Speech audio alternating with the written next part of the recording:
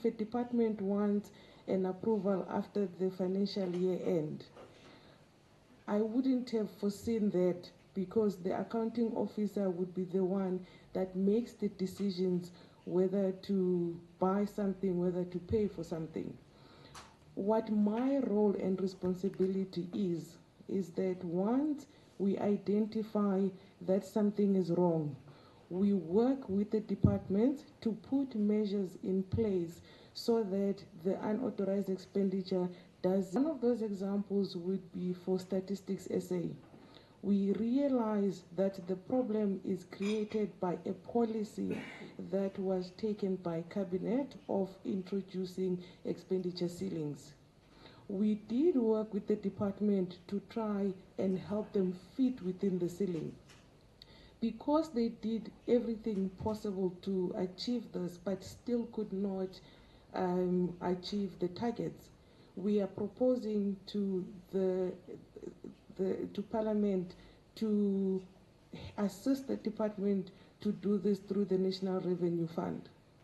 So our role is to assist the department to implement the law. But if they make a decision not to implement it, I can't arrest them. I'm not, all I can do is to look at what is happening, look at the financial matrices, see how I can help them to implement, and then report, which is the biggest part of what I do, to report back to Parliament and provide my recommendations given the assessments that I've made. I am not taking away the responsibility of Treasury, but we have to be cognizant that the accounting officers and the executive authorities do have powers, and as a DDG, I can't dictate to a minister what to do. All I can do is to look at the budget. I bring all of this to Parliament. I also report on a quarterly basis to the Standing Committee on Appropriations, the spending patterns, the underspending, and I do go to my committee and say, committee, these are the departments where I'm picking up something that I would need you to help me with, and the committee, as an overseer, always so there's powers that we have, but please remember that there are other powers that are given to accounting officers, to executive authorities, that I can't I can't oversee, or whatever it is. So, Chairperson, I think you're raising a critical question on the service delivery implications when we're proposing which the money must be taken out in the future budget. The way we worry about that, it's so much so that for most of these, the proposals are that we consider taking it over 5 years, we consider taking it over 3 years, because we worry about the service delivery impact. But what an overspending means, Honorable Member, is that it means each department decided to give itself more money than what was allocated. So if they were allocated 100, basically they decided to spend 110. That 10 was not allocated to them. Therefore, it means we had to move it from somewhere else to deal with that 10.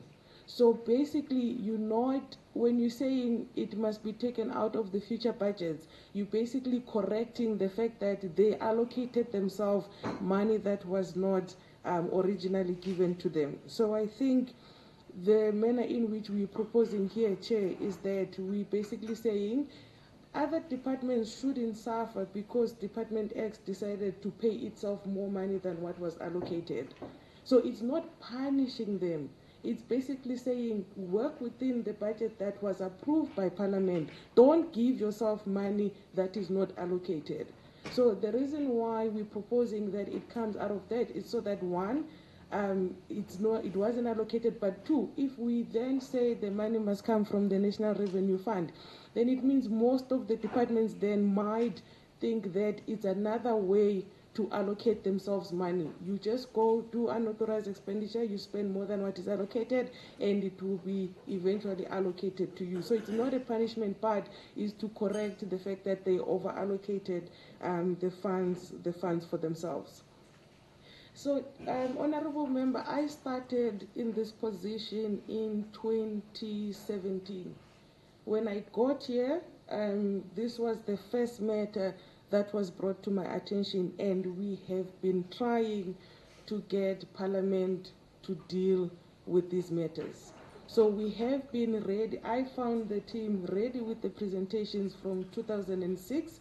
What we have been doing is to update the presentation as and when we deal with these new matters. So we didn't sit with the matter and not resolve it. We just could not be given an opportunity in Parliament to present this. That's why I'm so grateful today to the Chair that he has heard our cry, and we do want to deal with these matters. So it was a process that we have been following from a public finance side to try and get a slot with the committee to then present this matter. Do you have a follow-up, ma'am, or can I ask? Okay. Ulrika, please deal.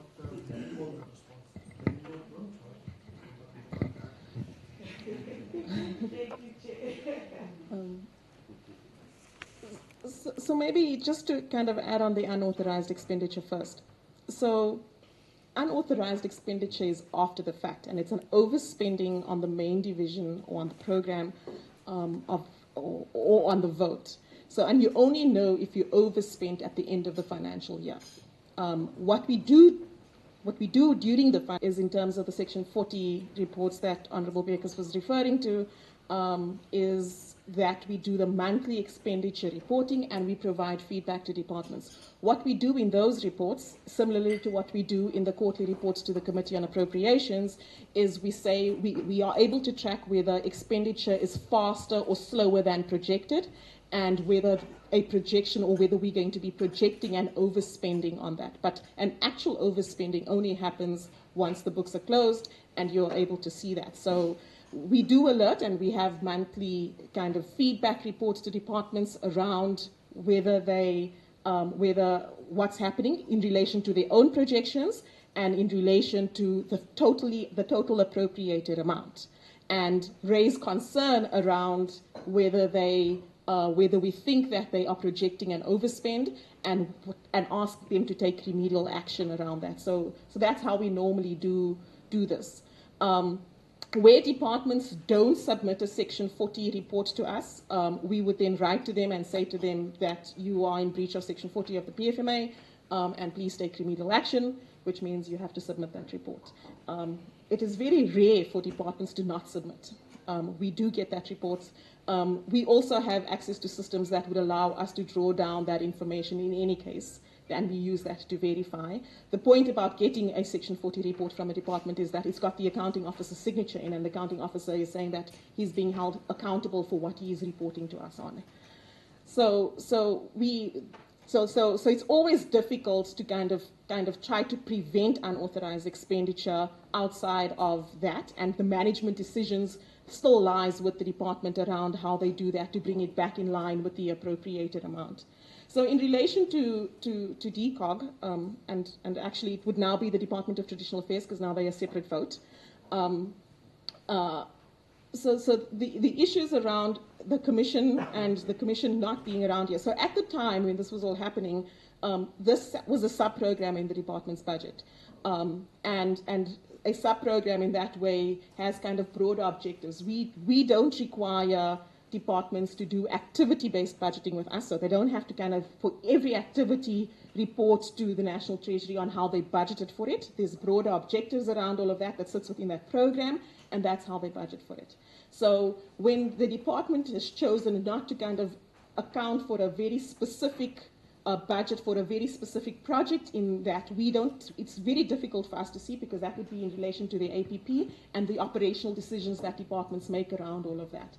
So that would be a decision based on the department on how they want to operate in relation to dealing with this issue. I suppose the thing about legal fees, and that's the difficulty around all of this, is that a lot of it is demand driven. So the disputes, we can't project, you can't kind of predict with some level of accuracy what kind of disputes you're going to get, how far it's going to go, whether you can use an alternative dispute resolution mechanism or whether you go to court around this. But the provisions within the department's budget does give them some kind of flexibility to move money around. So, for example, moving money between two goods and services, between two programs, doesn't require the National Treasury's approval.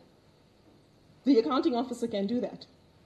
So, and the flexibility and the decision-making authority at that operational level around its goods and services budget then lies with the accounting officer to do. And in this case, did not do that. I suppose one of the things is that a lot of these are kind of claims that comes in after the fact. So maybe there was, I don't know, some kind of gentleman's agreement that existed between the commission and the department on how they will run their affairs. That wasn't clearly defined and now needs to be better defined. Going forward, and the new commission for the traditional and Khoisan leaders that has been set up in terms of the Traditional and Khoisan Leaders Act does mean that we have to kind of foresee that newer disputes will come up. The dispute resolution mechanisms are a little bit clearer in the TKLA than they were because this commission was done outside of that framework. And so we anticipate that there might be that these disputes will grow, and as they grow, we have to kind of deal with it in the budget. And just in looking at the Department of Traditional Affairs budget, we do make provisions for those kind of things. So, for example, over the MTEF, the program where all of this work happens does grow a little bit faster than everything else in the department's budget. That would then give them sufficient breathing room to deal with these things. So it's going to continue, and as the work of the commission around the TKLA does its work, we do expect some kind of spike around the disputes and how they have to deal with it.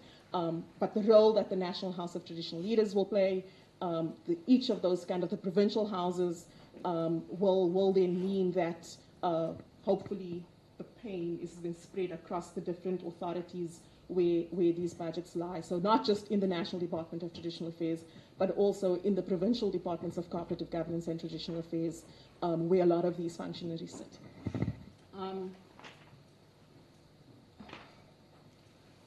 I think I've answered all the questions, Honourable Chair, in relation to DCOG.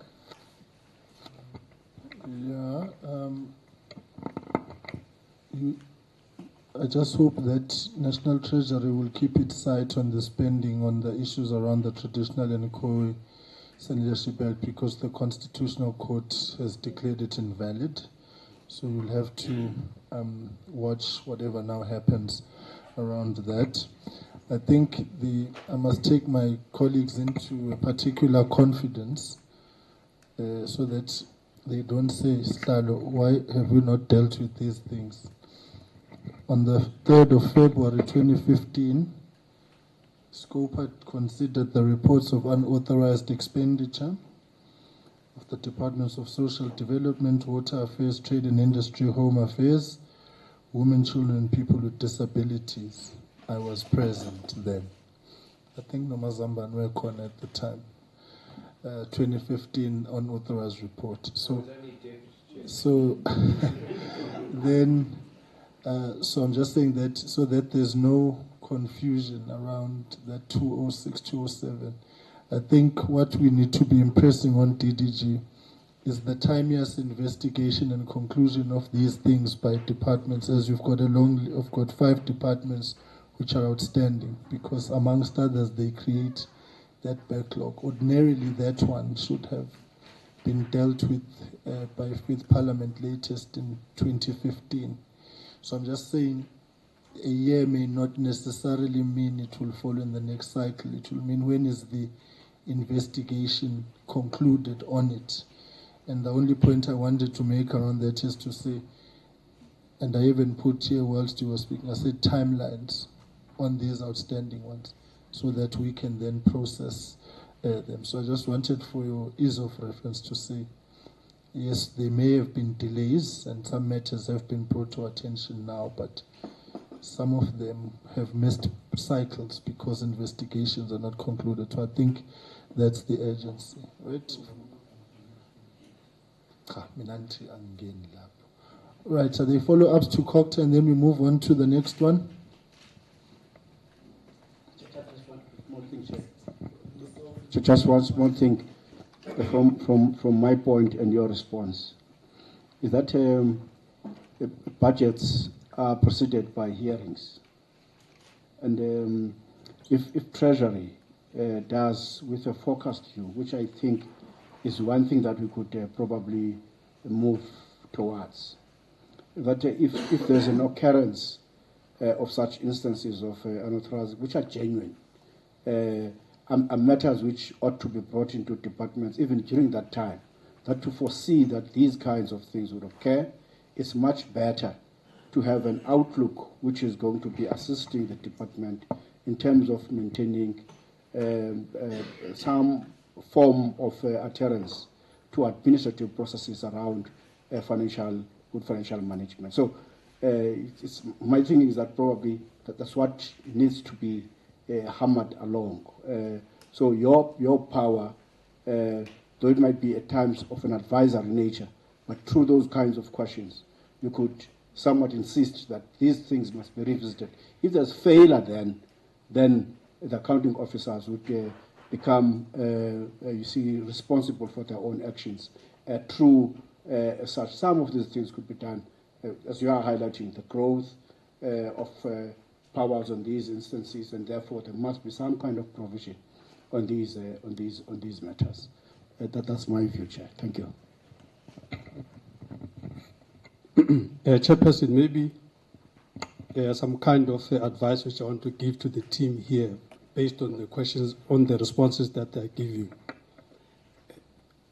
And I don't want to insult them, but Chairperson, if they go to Section 6 of the PFMA, they will see that the enormous power that they wield.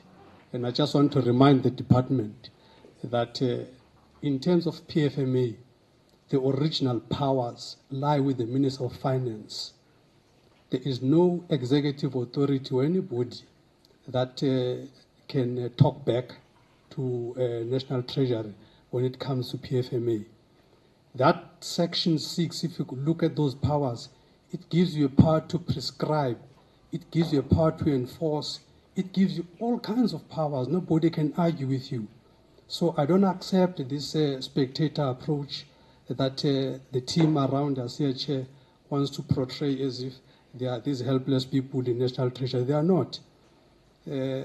Perhaps what also I want to recommend is that National Treasury should perhaps invest in a level of sophistication.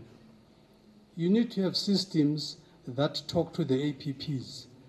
We can't, if National Treasury Chair does not have systems that talk to the APPs, then it means the issue of unauthorized expenditure will be forever. If you had enough sophistication in National Treasury, when departments start to spend, if you go to the definition of the unauthorized expenditure, if departments begin to spend things that are not supposed to be, whether in that program or in that entire budget vote, the system should pick this up and should kick it out. And therefore, you can nip this thing in the bud. But for you to wait for post-mortem and just say unauthorized expenditure is a post-mortem issue, I don't think it's an acceptable explanation. I think National Treasury must invest in systems and make sure that they nip this in the bud, and I think it's doable. Thank you, Chair. I think that was advices and guidance. And let's go to GCIS colleagues, the second one, 3.9 million rand, 2013-14. Any questions? All right, moving along. GCIA 710. Okay, moving along. Stats SA 17, 18, 18, 19, 19, 20. Abusomya. Move the mic along as usual. My apologies. Where am DPSA now? Fine, DPSA, no problem. DPSA. Where DPSA? DPSA is line 8.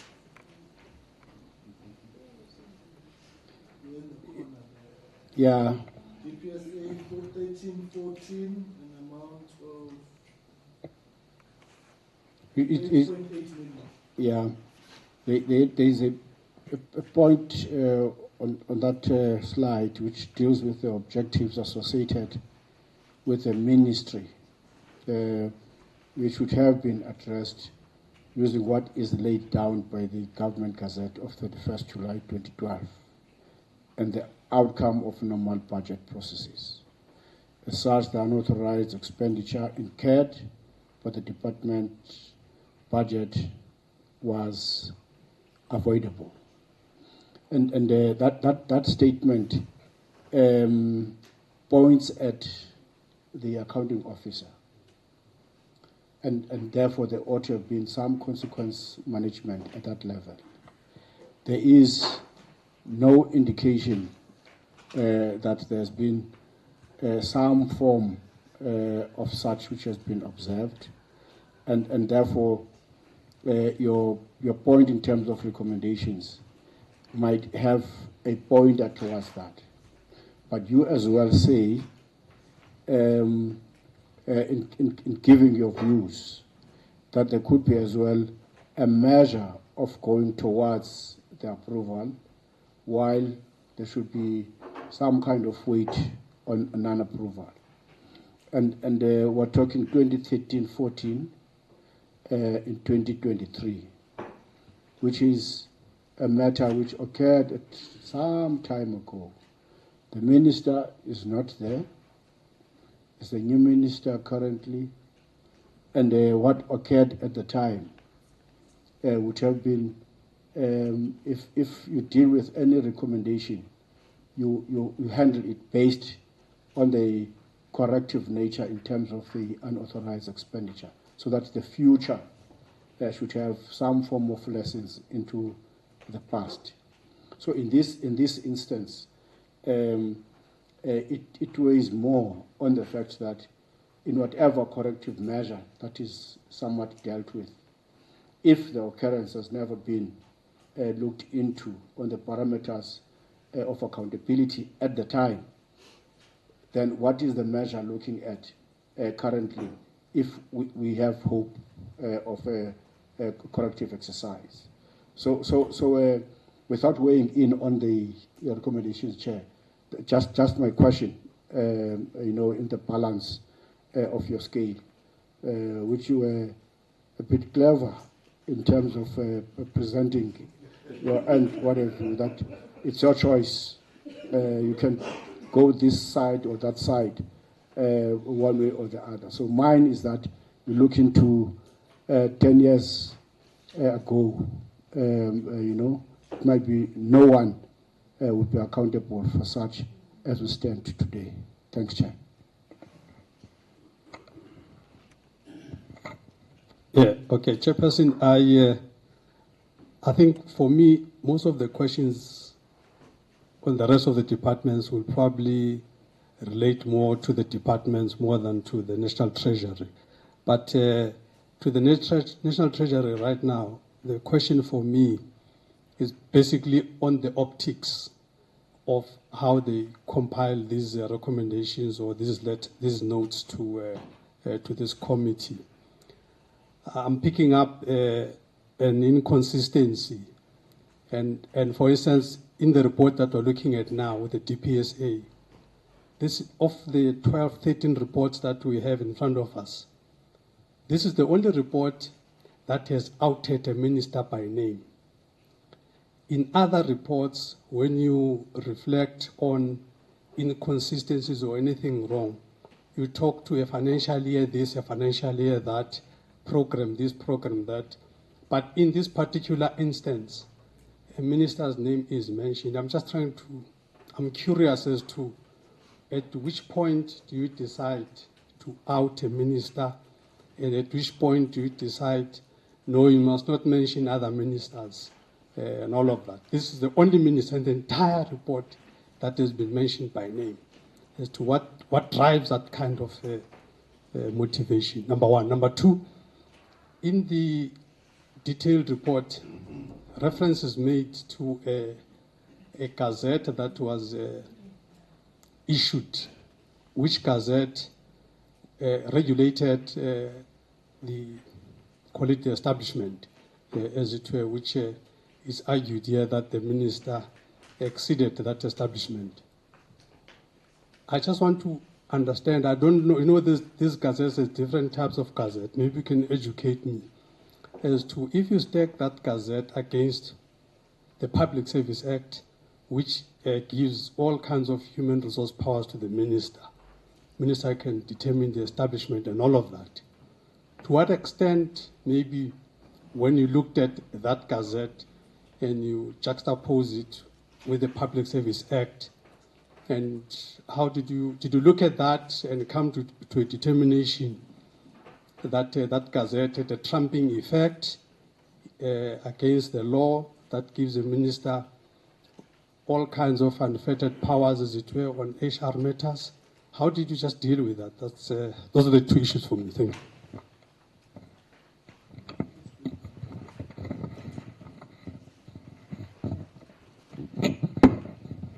I think, colleagues, we are looking, the gazette will be in pack number 11.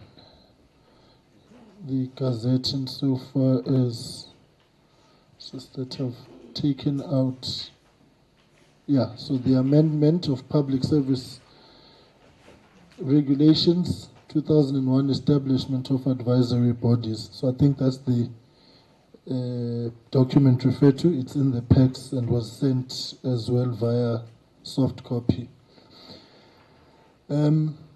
Just two things on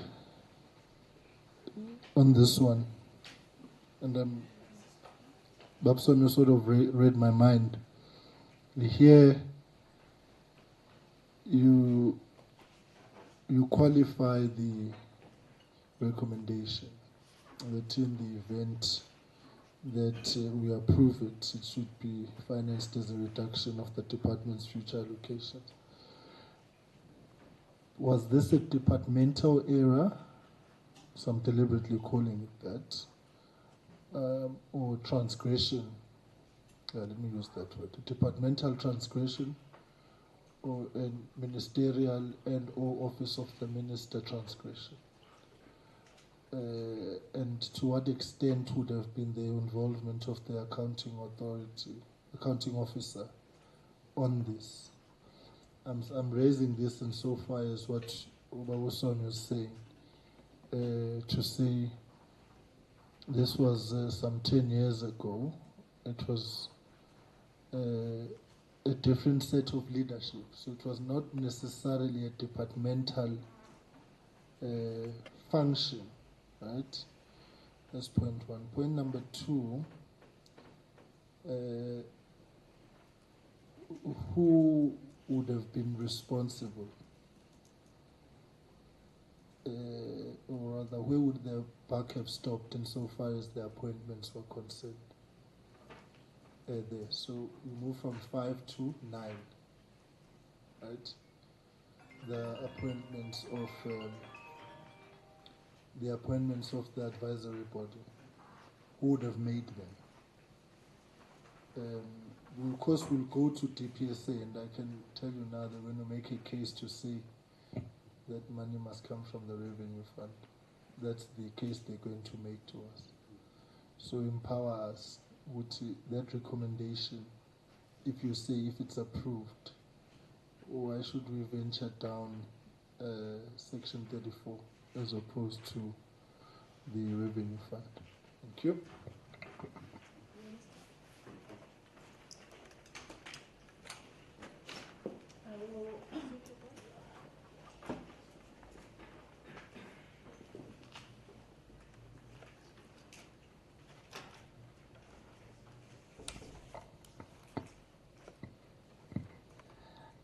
Honourable members, Honourable Chairperson, I will attempt to answer some of the question. The question in relation to the Government Gazette. We are referring to the Government Gazette as a regulation gazette. It is also an amendment to the Public Service Regulation of 2001. So the Gazette deals specifically with advisory bodies for ministers in terms of how members get elected, the number of members that should serve on the advisory body. So it must be read. It gives more detail of what is in the Public Service Act. So we use that as a guideline in terms of determining whether there was overspending. As I've indicated in the presentation, the Government Gazette is very clear that the advisory body should only consist of 5 members.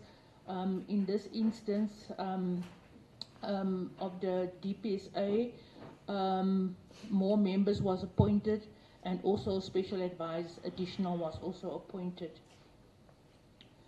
In terms of the transgression, we do believe that the transgression is not from the ministry side but from the department, because we do indicate in the presentation that the department should have ensured that the funding requirements for the ministers should be allocated within the existing budget of the department and should be in line with the regulations of the Public Service Act, and that is our guiding principle. We do recognize that our recommendation is twofold. For the one, it happened some time ago, and we're not sure whether at this stage that a investigation is going to be effective, because it happened a while ago. And we also say that if we cannot conduct an investigation, that the money should come from the budget of the department and not from the National Revenue Fund, because we believe it is an transgression by an oversight by the department, and they should ensure that in future that expenditure is according to the allocated budgets of that department. Chair, on the issue of mentioning ministers by name, I maybe in the document, but I don't see where we specified the name of the minister. The only thing that we did was to be very transparent in explaining what happened or what caused the unauthorized expenditure. So I think if you look at the presentation in itself, there's no other department where this incident or this transaction took place. If there was a ministry or a department where something similar took place, we were going to be transparent about it and we were going to present it. So we try to give the committee enough information in a transparent manner so that you understand what happened to result in the unauthorized expenditure. We are aware that this is public, and we are aware that we operate in a government system, and the last thing that we want to do is to basically we need to balance being transparent, providing information vis-a-vis hiding things. If we came and we said the department had unauthorized expenditure but we can't disclose what it is, I'm sure yourself, honorable member, you're going to give me a hard time. So this is for us to be transparent in explaining what transpired. Unfortunately, this unauthorized expenditure was in the ministry's budget. You can't hide it. It's there. And what is also good is that the unauthorized expenditure are recorded in their financial statement, so it is public knowledge. So this is not something that is secretive. Thanks, Chair. Just to clarify that point, because I read this, it was in reference to the transition and changes that took place in the ministerial offices. So it not names just one minister, but gives a context as to who the previous minister was. And I think that in the batch, this is the only matter that was of a ministerial office, right? Yes. Right. Okay. Are there follow-ups?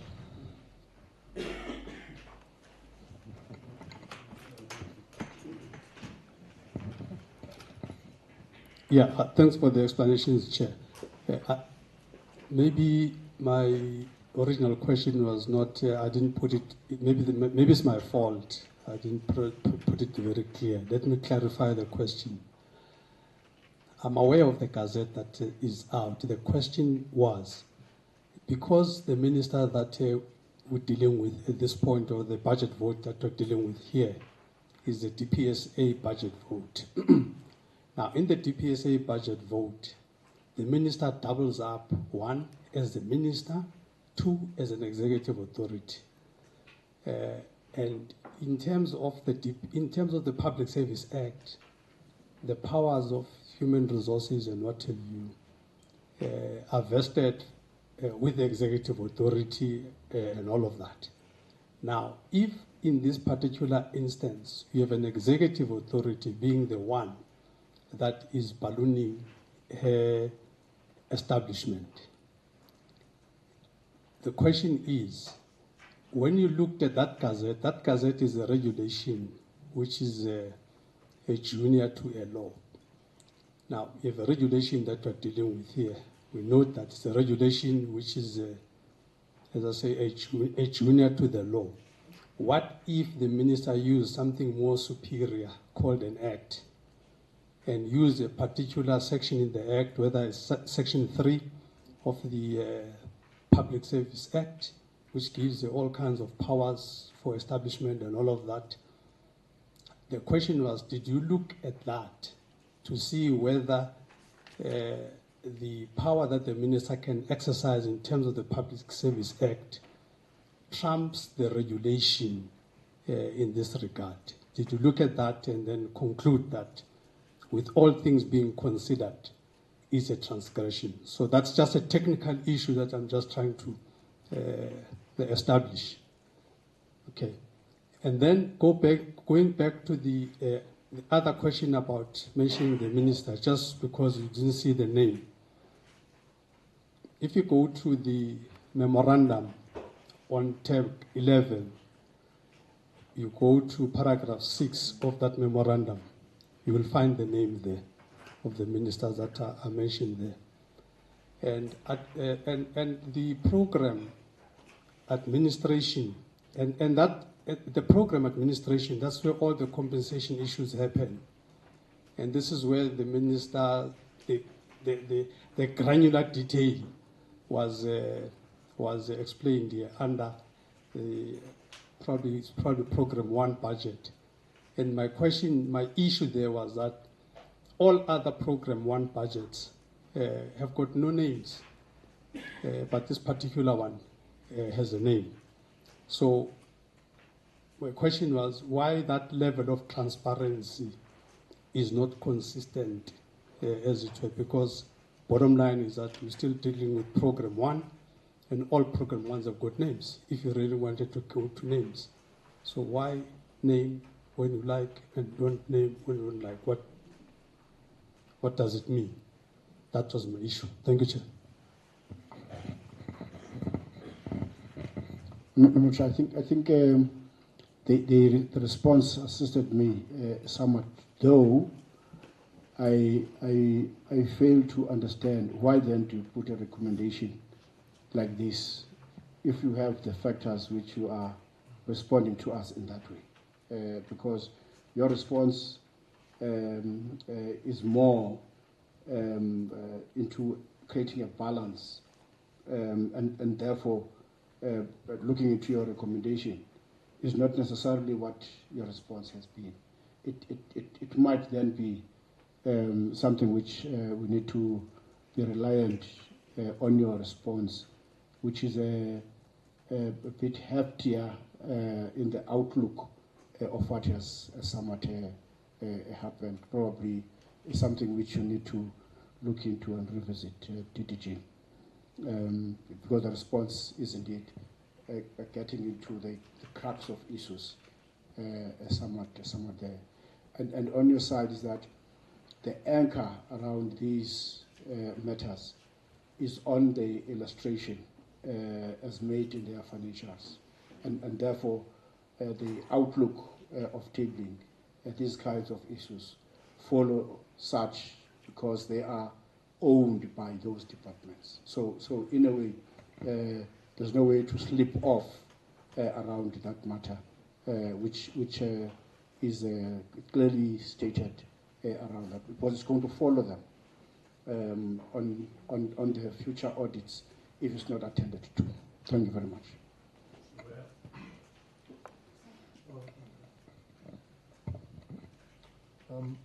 By the way, colleague, the recommendations are just recommendations.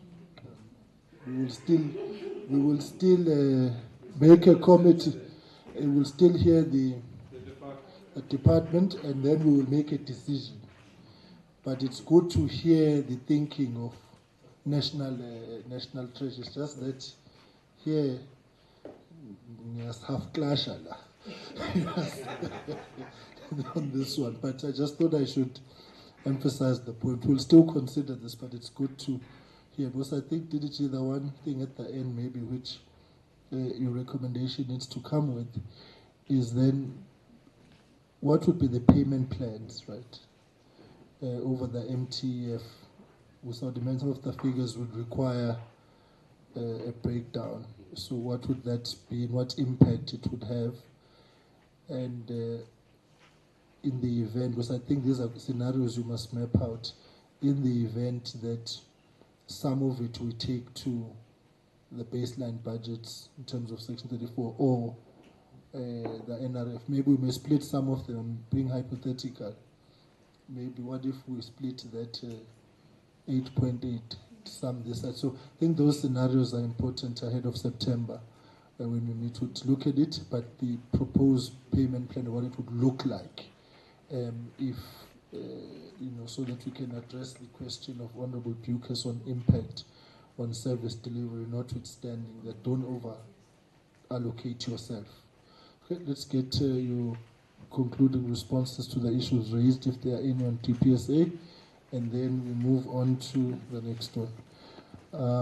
What I'll ask is, Tombi, just get, and Tim, we will also have to look at the regulations and the vis-a-vis the Public Service Act, although the regulations arise out of that act. But yeah, so I think we'll have to look at that. Right, over to you. Thanks, Chair. So just quickly, we have had very difficult discussions on this one, precisely because the people who were there are no longer there and stays with the department. But when you look at what transpired, we couldn't find justification for us to propose that Parliament condones this, because there were no measures taken. To correct it, and nothing was done. So basically, if you then say you're condoning this, you're basically condoning a transaction where there were no remedial action that were taken place. But the reason why we've put that, if the committee then decides, given what the department presents and given the fact that there's time lapses, then it would not be, we think it won't be fair to have this money taken out of the National Revenue Fund, because it was a transaction by the department. So that's where the thinking was. I mean, Gillian and Ulrika have been telling me that the committee would meet with the departments, and I think one of the things that we're going to have to do, Chairperson, is that if it's deemed fit by the committee, to let us know, so that we can be observers in those meetings. Then when you are done with the hearings and you want us to come back and present to you whether we still stick to the recommendations that we have, we can have that conversation. So as you said, these are just the recommendations based on what the department have presented to us. The issue of the regulations, I think what we're looking at is the classification by the Auditor General of South Africa, the AGSA. If they've classified something as irregular, unauthorized expenditure, we take the cue from them. I assume they would have done a proper job to make sure that the transaction itself, it is classified correctly. So we work on the unauthorized expenditure that have been published by the AG. The ones that have not been classified as unauthorized expenditure, those are the ones that are not part of what we're presenting. Thank you, Chair. Very much. Stats SA, 37 million, 56 million, 47 million over 3 years.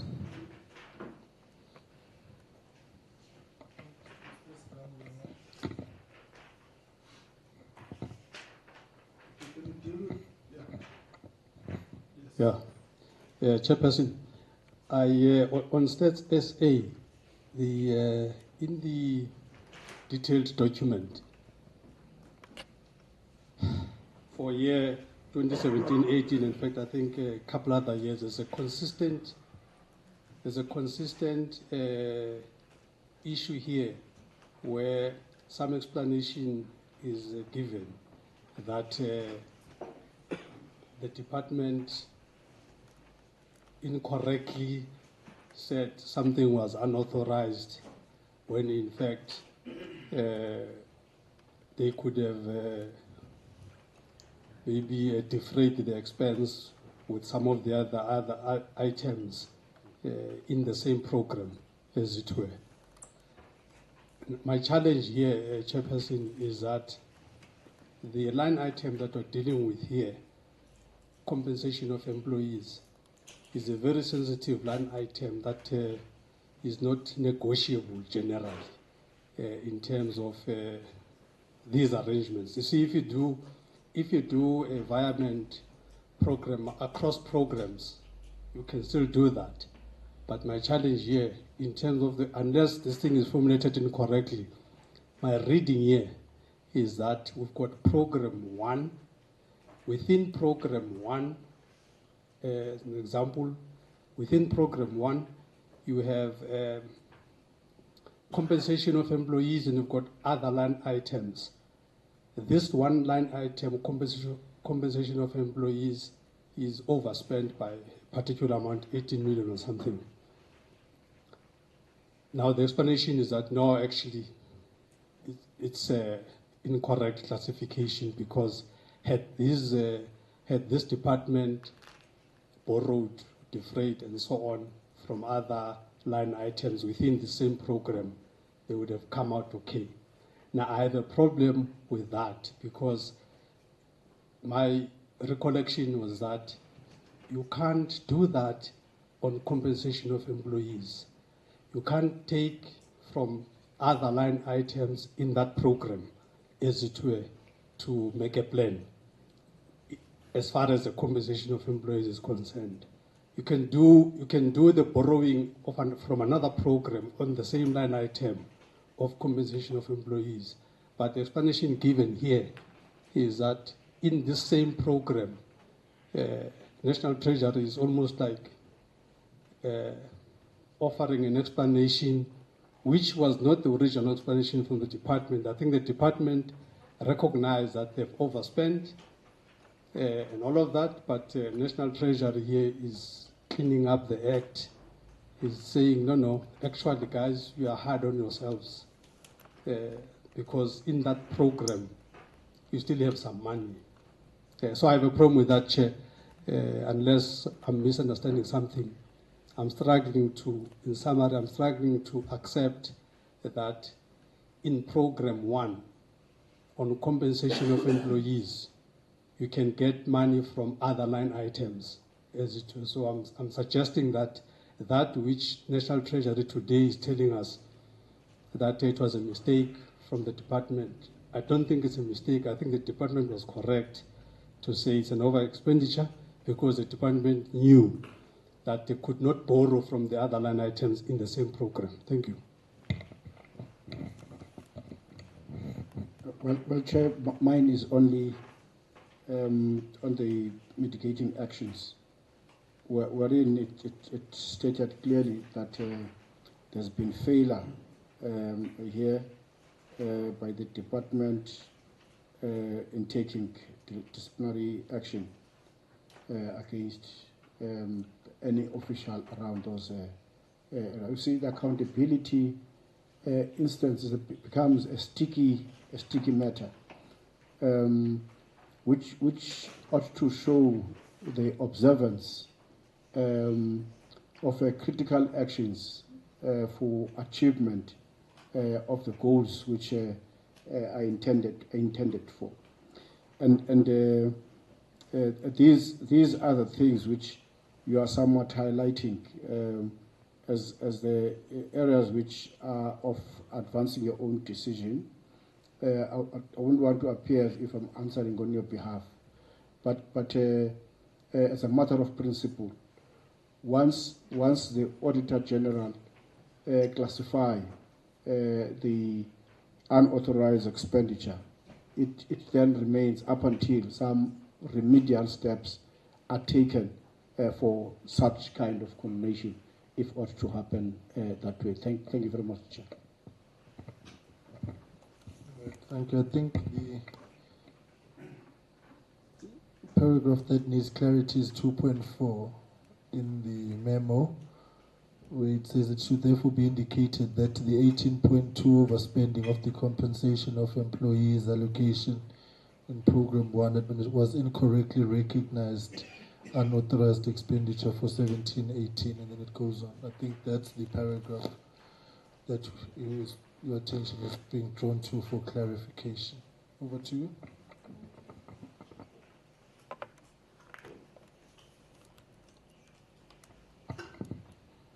So we had consultations with the department to substantiate the information that we put in the report to SCOPA, and there was agreement between us and the department in terms of the amount that was classified as unauthorized expenditure. But they can also come here and they can do their own report on this. But I think we must make a distinction between the amount that was classified as unauthorized expenditure, because there's a difference between how we see it and how the AGS classified it.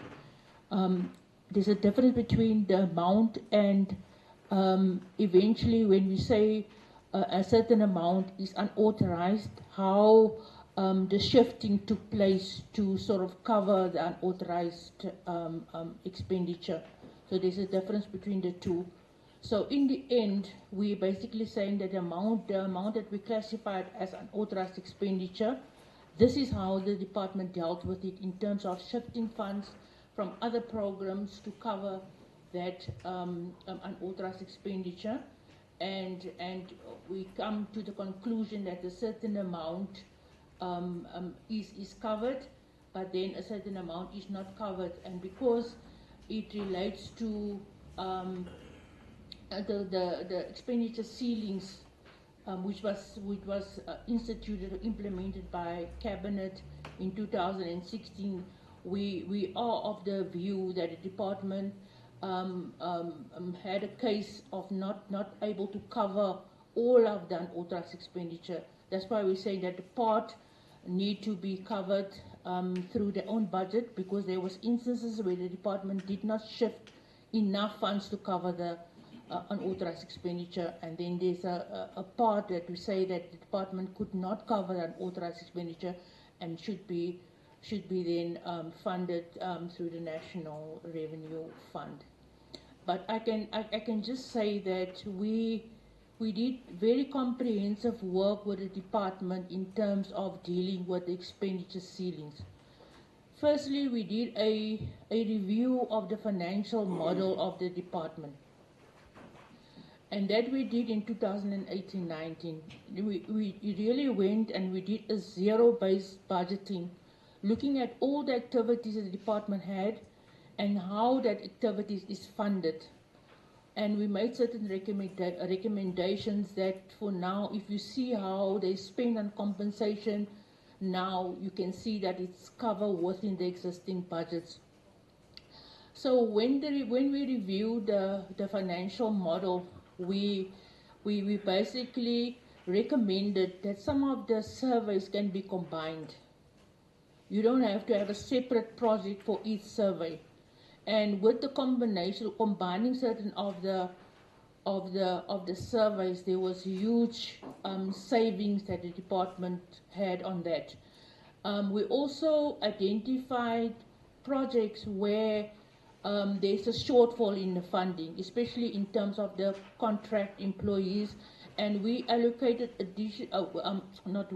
Parliament allocated additional funding in 2021 for those projects.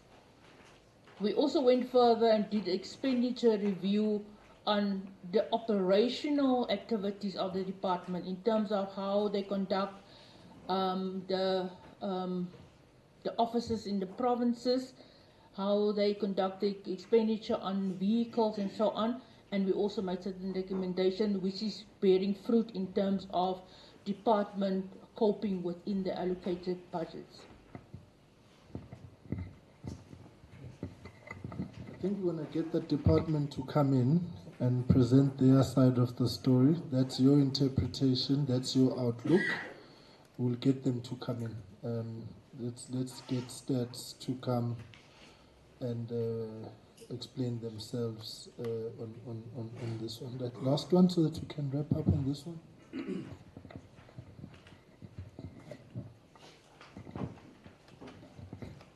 Yeah, thank you, Chair.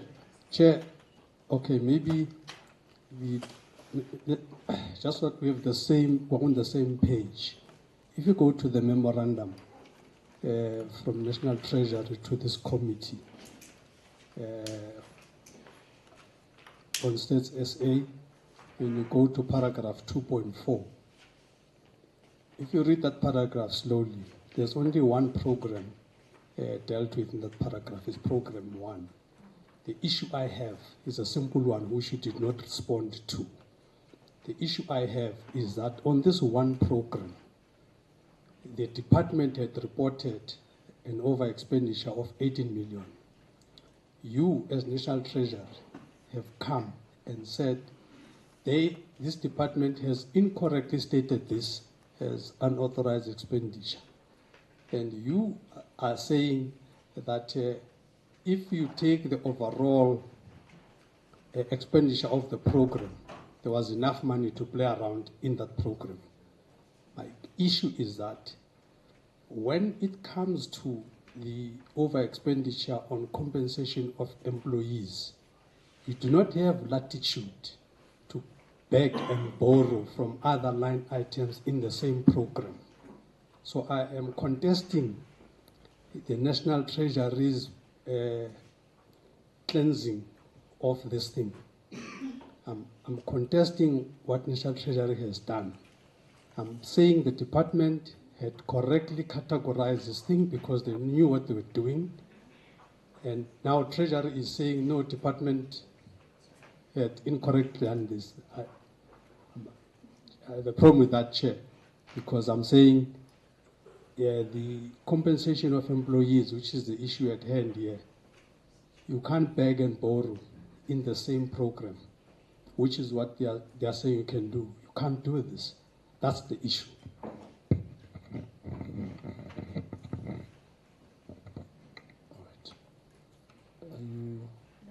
Okay. Right. We will get. Yeah, the department will come in, and then those issues can be put to them. Then, Uglandelayo. Next. DB. Right. It's how much is this? 6.4. Right, 14.15. Honorable Van Minen. I can probably make myself heard. I think this the report is it's good exercise.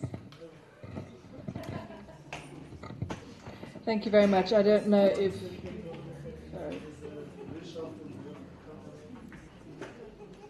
Oh, there's floor crossing there. All right, you can proceed. Thank you. I don't know if you will be able to answer this. I'm just concerned when it talks about mitigating actions and steps, where it talks about the department did not take disciplinary action against any official for the unauthorized expenditure, as no official benefited unduly from the expenditure. My concern is that, I mean, disciplinary isn't just because somebody might have benefited. There are other reasons as well. It could be negligence, it could be other forms of misconduct. So like I said, I don't know if you can answer, but is this something that tends in DPE to be uniform, and do they limit their disciplinaries to where people actually benefit? Because that is a really undue limitation of DCs. Thank you.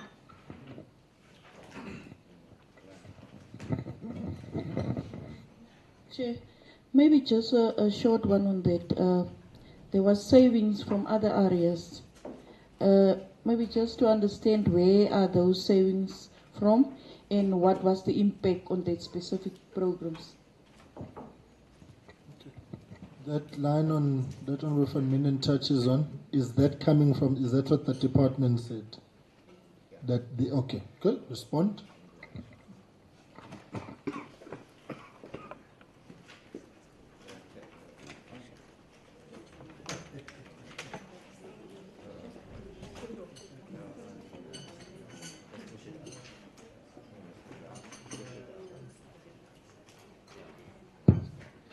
Yeah, thanks, honourable members, for the question. So, just on the disciplinary issue, I think the clarification in that regard, you will be able to get the full clarification from the department. But the comment there relates to getting the money back. So there was no need to get money back from anybody because the money was used appropriately. But if there was further, like a written warning or that kind of disciplinary action, that is not in the annual report, and it's also not in the initial responses from the department. On the areas of underspending or savings, the main area that where there was significant or more than 6.5 million anyway, about 20 million saving on, was in a project that was running in the department at the time, an adult literacy campaign called Garigudi. So Garigudi was funded, was an earmarked allocation, and there was no significant impact on the program itself. So it wasn't a deliberate underspending. It was just a saving as a result of cost saving measures, either in relation to oversight visits or the cost of the books that were printed came in less than what was budgeted for in the beginning because of the number of items bought or whatever. Thanks. Okay, colleagues, we'll take a 10-minute comfort break. I see there's a lot of shuffling and so on, so let's resume at 12 o'clock, please. 10-minute comfort break.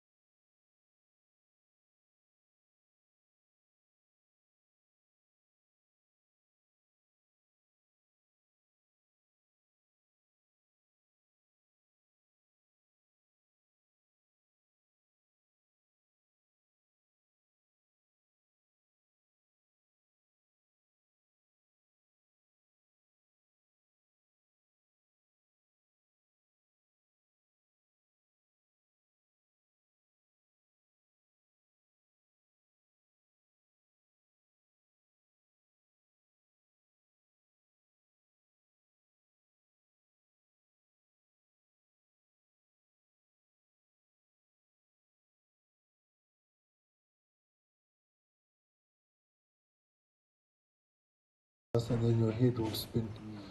All right, slide 13, Department of Women, Youth and People with Disabilities. Questions?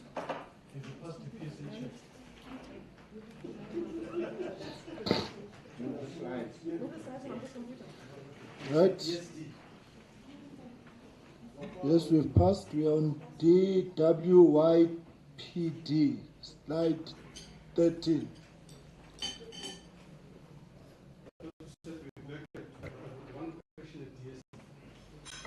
That's fine.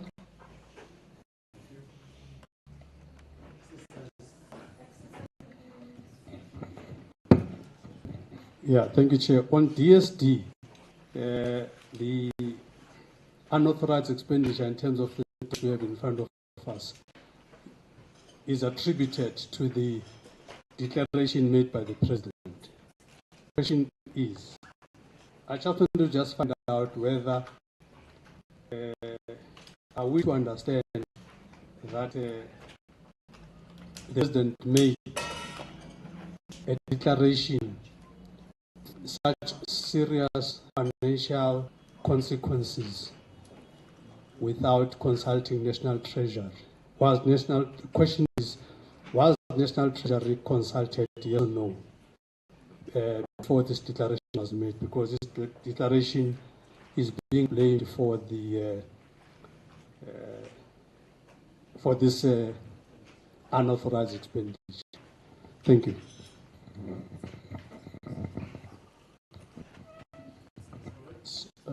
DSD, DDG, over to you.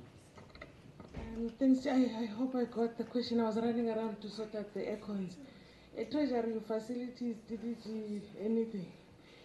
Be that it may. Yes, we don't have a privilege of being.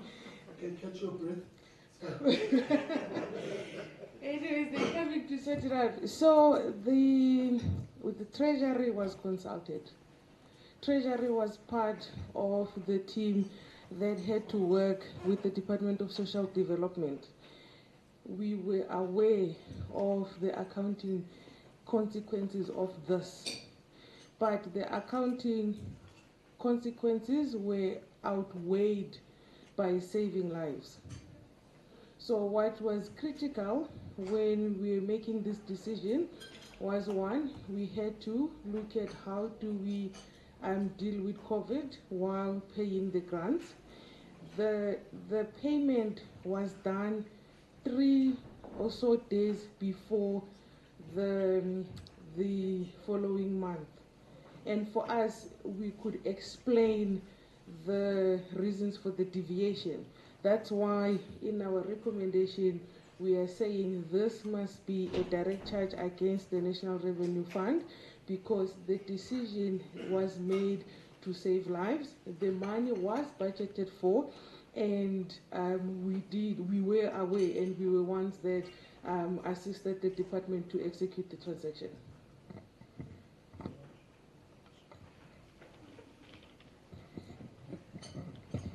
Chairperson, then I have a problem, and the problem is this, that the explanation in the memo is that the department is that payments had to be made across the financial years. Basically, the 1st of April is in the memo, was paid before, as it were, and then constituted this this over expenditure for the 2019-20 financial year, as it were. Now, if National Treasury was actually consulted in this, I'm just trying to find out as to why is it that instead of the 3 days that have been listed here, 30, 31, and 1st, as the payment days, why was it that National Treasury could not have advised not to go to the 1st and maybe start on the 29th? Why couldn't this, if you had to have 3 days, why did you use the 1st and break the law. Why didn't you make it? I mean, if you are saving lives, you must save them yesterday, not the next day. If your whole contention is about saving lives, and in the memo here you are saying this had to be 29, 30, 31, and the first payment are the ones that have caused the problem. That's a one-day issue.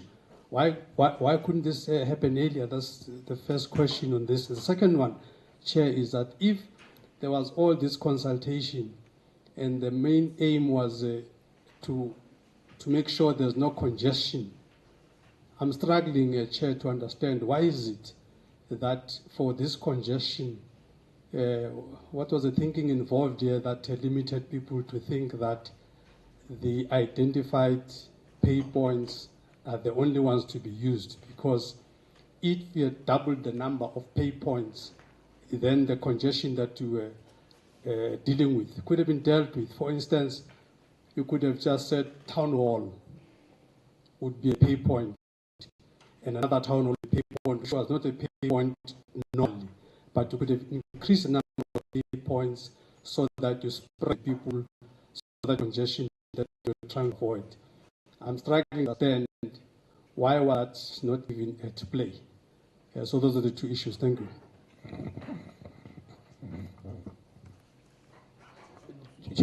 I became aware of this whole thing through the Auditor General's report during the time when they were performing real-time audits. And if you follow that report of the Auditor General, it clarifies the matters as not the problem of the department, not the problem of the president. The problem has been as a result of the declaration of a disaster. And that declaration of disaster necessitated that those who are going to benefit from the payments, you ought to do it before the start date of that declaration. And you ease the pressure for those who benefit from social development to get their own payments. It's not a matter of technical query. It's a matter which has arisen within that context.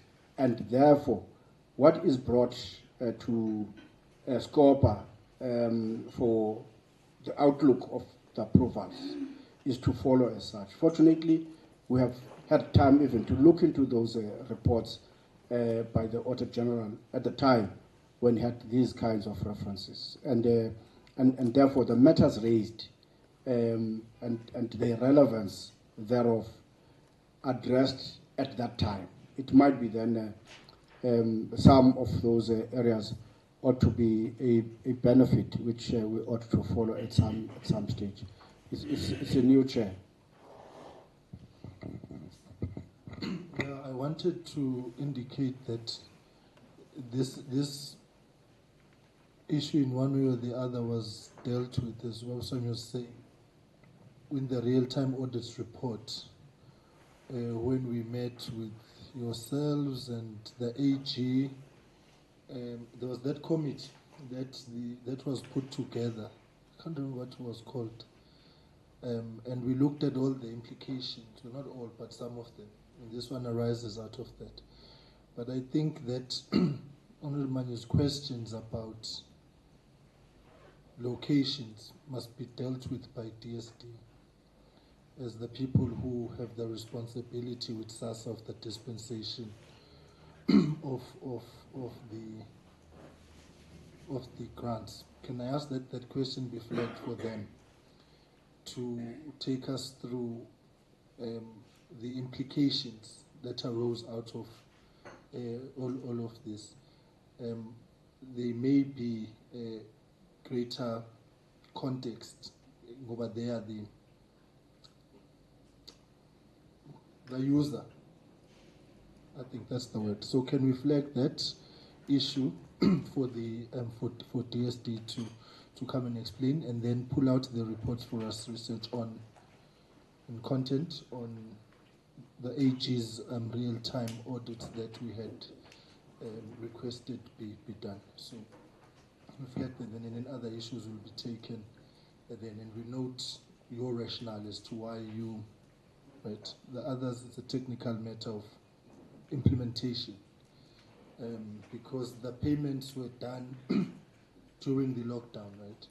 You see, so that's a technical matter which DSD must explain, because lockdown was 25 March, and these dates fall a few days after. So let's look at it then.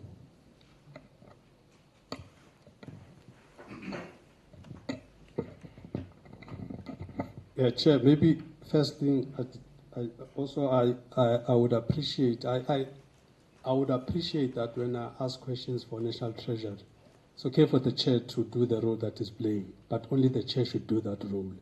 Other members of SCOPA, I would request that they try and hold their horses and deal with matters that are directed to them, as it were. Chairperson, my question stands that if the issue is articulated, the issue, I can respond if he wants me to. Yeah. Okay. The issue I'm raising here, Chair, is an issue which is in the memo. The memo indicates the dates. The question is a very simple one, that if the date was about, if the intention was about spreading dates, question is a very simple one. Why use the 1st of April and jump the financial year and cause this mess that we have now? Why couldn't you say, instead of starting on the 30th, now that you have to do it earlier, why didn't you do it on the 29th so that you save the 1st? That's a very simple question. Thank you.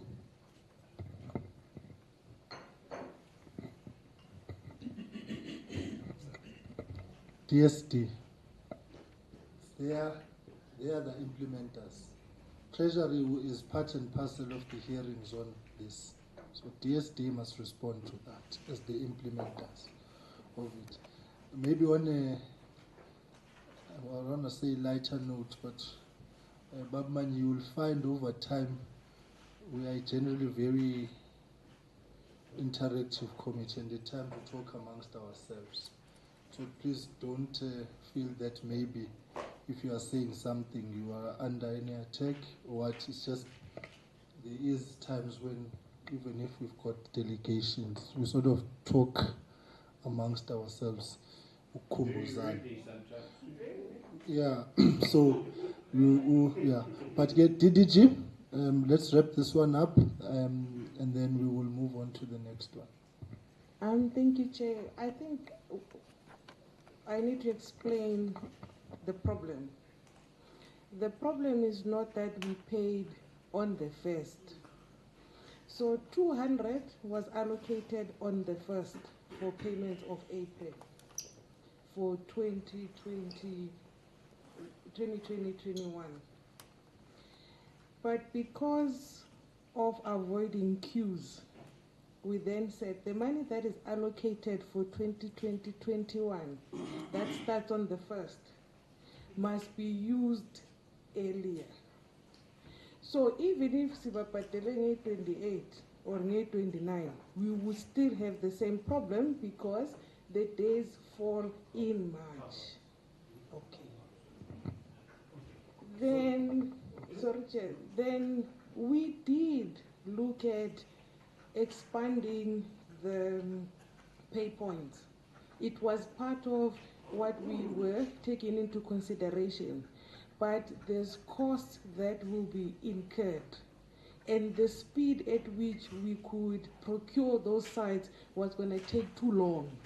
So the most simplest, fastest, cost-effective manner to do the payments was to do them earlier, noting that this will be the consequence. So both decisions had consequences, but this one was, at that time, we thought it is justifiable and we can come and defend it in Parliament and in the public.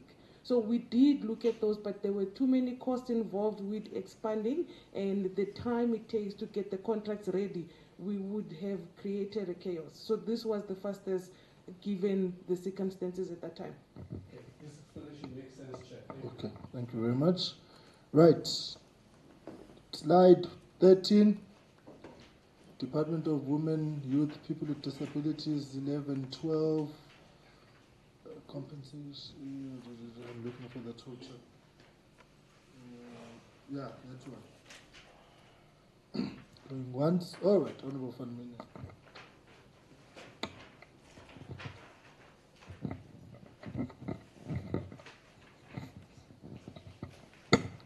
Thanks very much. My concern here, I mean, this is quite a serious overspend. I see that in 2013-14, a new DG and a new Chief Financial Officer were appointed. The fact that the department was just appointing officials at positions that hadn't been budgeted for, I mean, this really is a weakness in the system with the budgeting. What I'm really asking is, as a new DG and a new Chief Financial Officer were appointed in 2013-14, has there been an improvement in this kind of issue? And is one seeing a reduction in overspending for this kind of reason?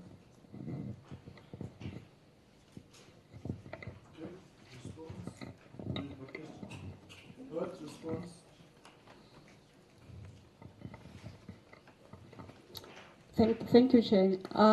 A simple answer will be yes. Since 2013-14 until at least 2015-16, there has not been any overspending. Or if they ask, I mean, even future overspending are not directly related to the same reason. But indeed, the concern you're raising is important because accounting officers don't always stand up to their political principles sometimes.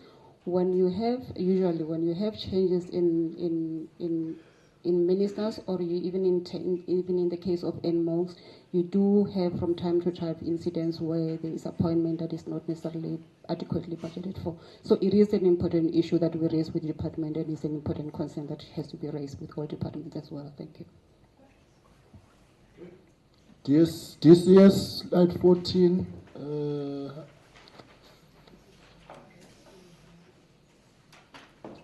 Right, IPID, slide 615.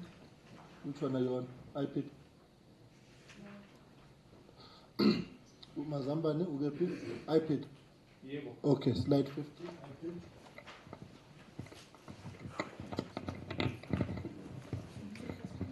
This is a relay. I'm the winner. Wait for the flow crossing to take chase as well. Yeah, thank you. Mr. Chairman, it's a simple thing. What is an interface? That's all.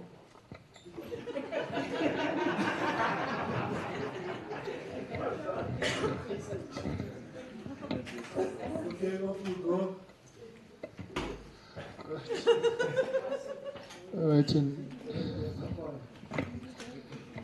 Okay. Thank you, Honorable Chairperson. I'm Veliso Buhlebuti from the National Treasury. So as part of the Treasury regulations in terms of 17.2.1, departments have what is called suspense or clearing accounts. So certain transactions that are recorded on a regular basis that are not properly allocated into specific budget items are recorded there. Now, part of the requirements that are expected on accounting officers is to clear that account on a monthly basis. For that particular year, 2008 and 9, I think there was a slight oversight from the side of the IPID, because at the end, just before the end of the financial year, on the 30th of March, per SAL, there were certain transactions that were on the suspend relating to compensation of employees. Now, when that interface, which is the integration between the systems, or properly allocating those transactions in the right places, there was an overspending on the budget of the department because it was higher than what was available. I hope that answers your question. It's like a dictionary, eh? It's like boom, boom. All right. DTDC 2010. All right, Honorable Van Minen.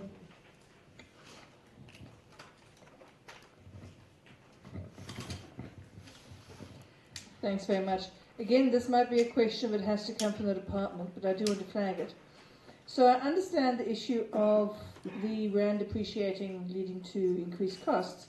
My question really is, with the greatest respect to the department, Their membership fees for the United Postal Union, African Telecommunications Union, Pan-African Postal Union, etc., etc., etc. Do all these organizations and membership of these groups actually add value? And is somebody asking the question about whether or not it's actually necessary to belong to all these things? Because certainly postal unions, I mean, if one looks at how it's moving with technology, although this is 10 years ago, one does start to wonder about postal unions because it's getting a bit sad in that direction. Thanks.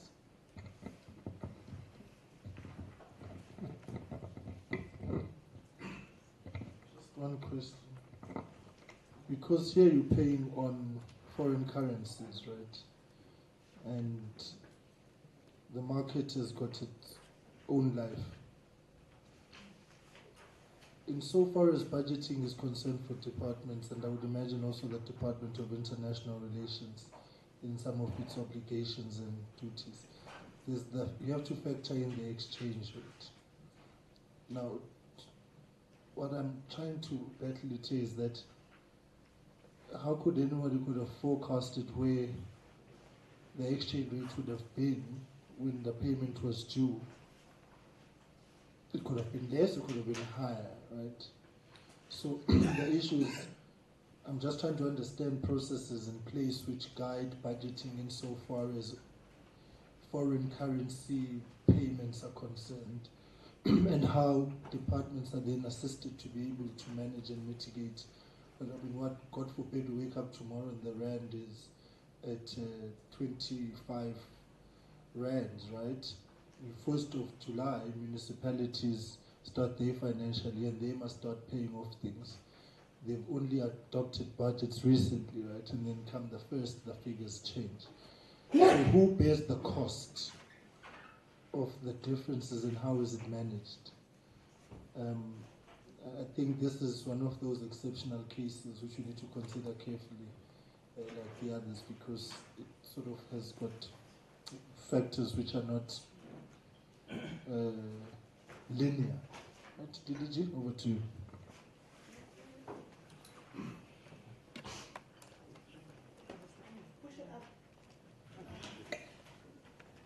So to Honourable Van Melen's question, yes, we do ask the questions about whether being part of an international or Pan-African community in this way, and what kind of benefits we get out of it. We do this across the board. So I mean, the Department of Transport also belongs to a gazillion Pan-African and international associations, and how it then helps set norms and standards around how things are done, how the world is changing. I think postal services around the world is changing. So, for example, the International Postal Union does also kind of deal with norms and standards and benchmarking around how, and best practices around the world around this. So we do ask that. It's a critical part of the budgeting process so that we understand what kind of value we're getting, and in the context of having to reprioritize budgets to other priorities, this is where you're creating the fiscal space to do that. So persistent question we always ask to everybody. It's not just unique to this department. I think we do this for everybody. On the foreign exchange risks and who carries that and how we budget for that. So in the budget guidelines that we would issue in December, we would show departments what we think foreign exchange projections will be over the MTF, and they should budget accordingly in that way. Where it doesn't happen, we are also quite clear that those risks sit with the department, not with us. I mean, sometimes they will come into the adjustments budget where it is a significant unforeseeable economic event that has resulted in that. The adjustments budget does accommodate for that, so that's provided for in Section 30. But in general, when it is, I mean, this is a relatively small amount in the context of the department's budget, we would expect them to take on those risks themselves. All right. Volgende in. DMRE 1011. Can I just ask for the ease of convenience for those gentlemen? Is there anybody using the screen to the point that you won't cope? You all fine, all right, Shem, because Shem.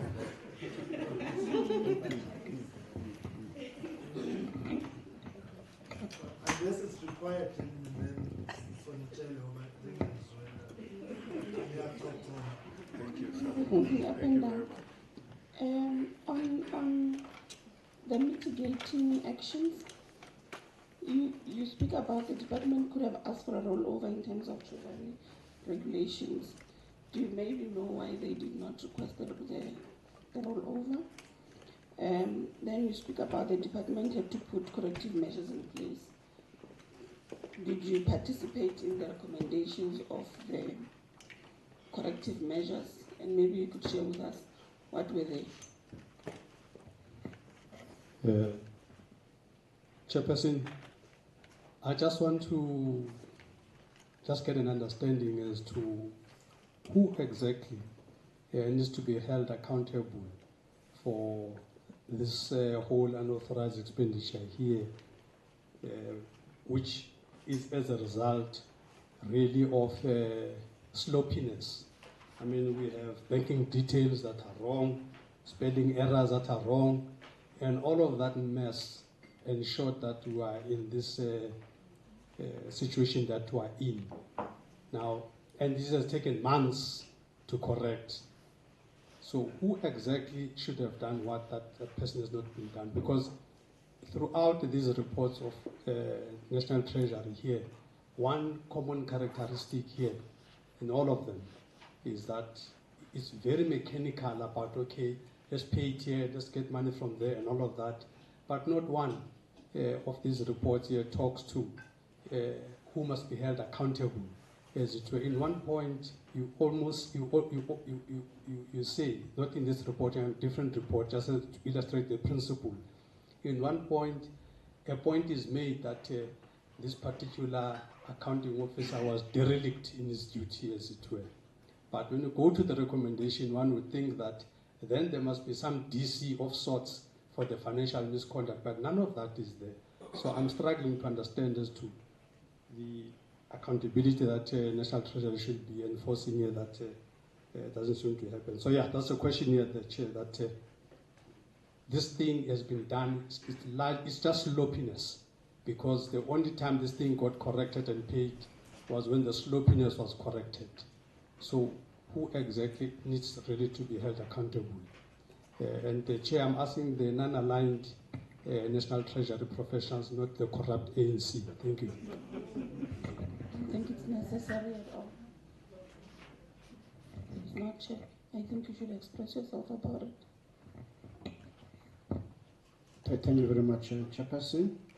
I think as a matter of principle, I think we've looked into these kinds of reports, GCIS, 2013-14, the matters raised there. It's a similar stance which has been taken in the recommendations, as we have seen down the line.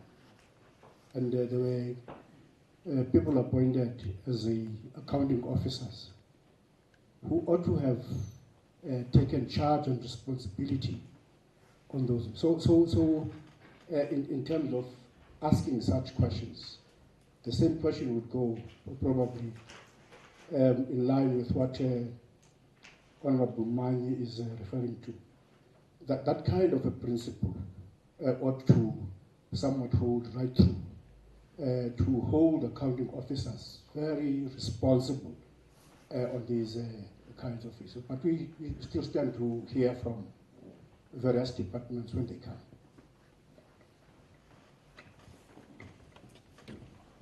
Right.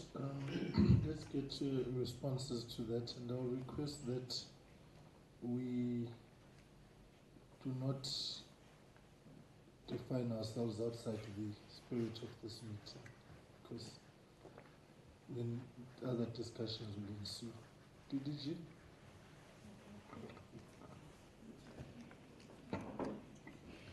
So just on the corrective measures, and did we participate in it?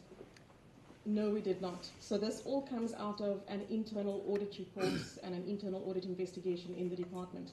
So the context here is the department had split, and with that it was the financing arrangements, and the CFO's office was in transition. So we had just created the newly created Department of Energy out of the old DME, And I'm assuming things would have fallen through the cracks around a whole range of things. But what was important was doing the internal audit investigation that they did to establish the internal controls and the internal processes, both in relation to the grant conditions, because in terms of the Division of Revenue Act, but also around the financial governance and setting up the internal processes in the department.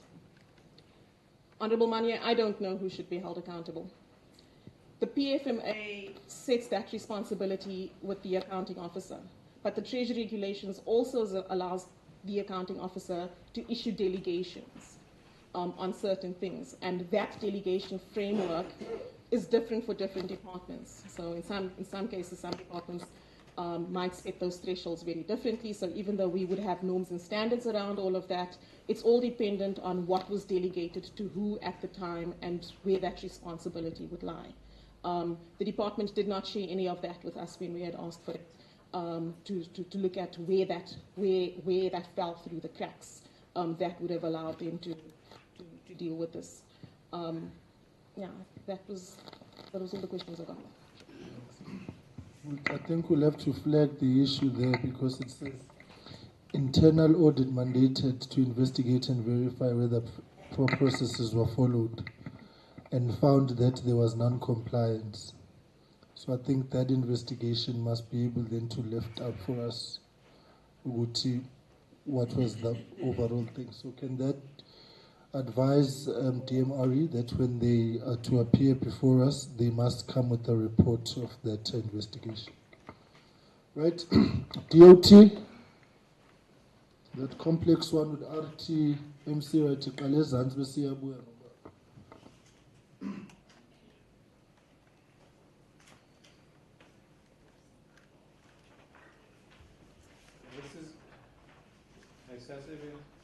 push it up. Okay, so yeah, this is a complex one, and the concerning thing is that the RTMC and the department don't seem to have been able to work together on this. And so the RTMC, if I'm correct, who did this one? I can't remember. You did it. So they collected this money and they kept it, I assume. So it must be in the bank somewhere, I assume. Can you confirm that that cash is in the bank? Because what we're going to do is we're going to decrease the budget of, well, if we agree to your recommendation, we would decrease the budget of the Department of Transport and say, well, that money, go and get it from RTMC, who have already given them, not paid them when they should have paid them. And so my question is the cash there? And I hope you would know that.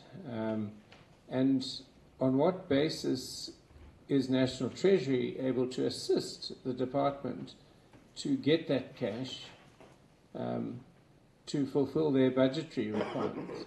Because it hasn't happened up until now. And what year are we talking about?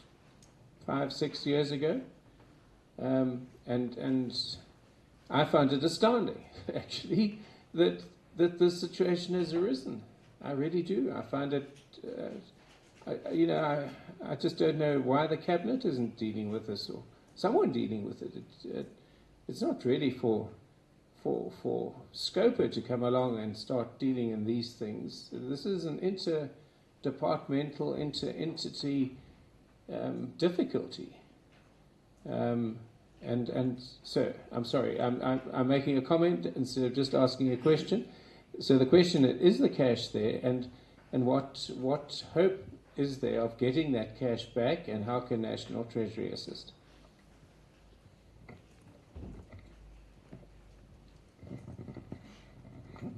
Thank you, Chair. I think Honourable Elias has asked the question, is that what sort of follow on in assisting the department to get there, and though there's a court judgment on the matters, and it ought to be resolved one way, it becomes difficult to say the department's budget must be reduced in the situation of this nature. Some form of mediation should get through, and to ensure that if the money is there, it must get into the proper hands at the right period.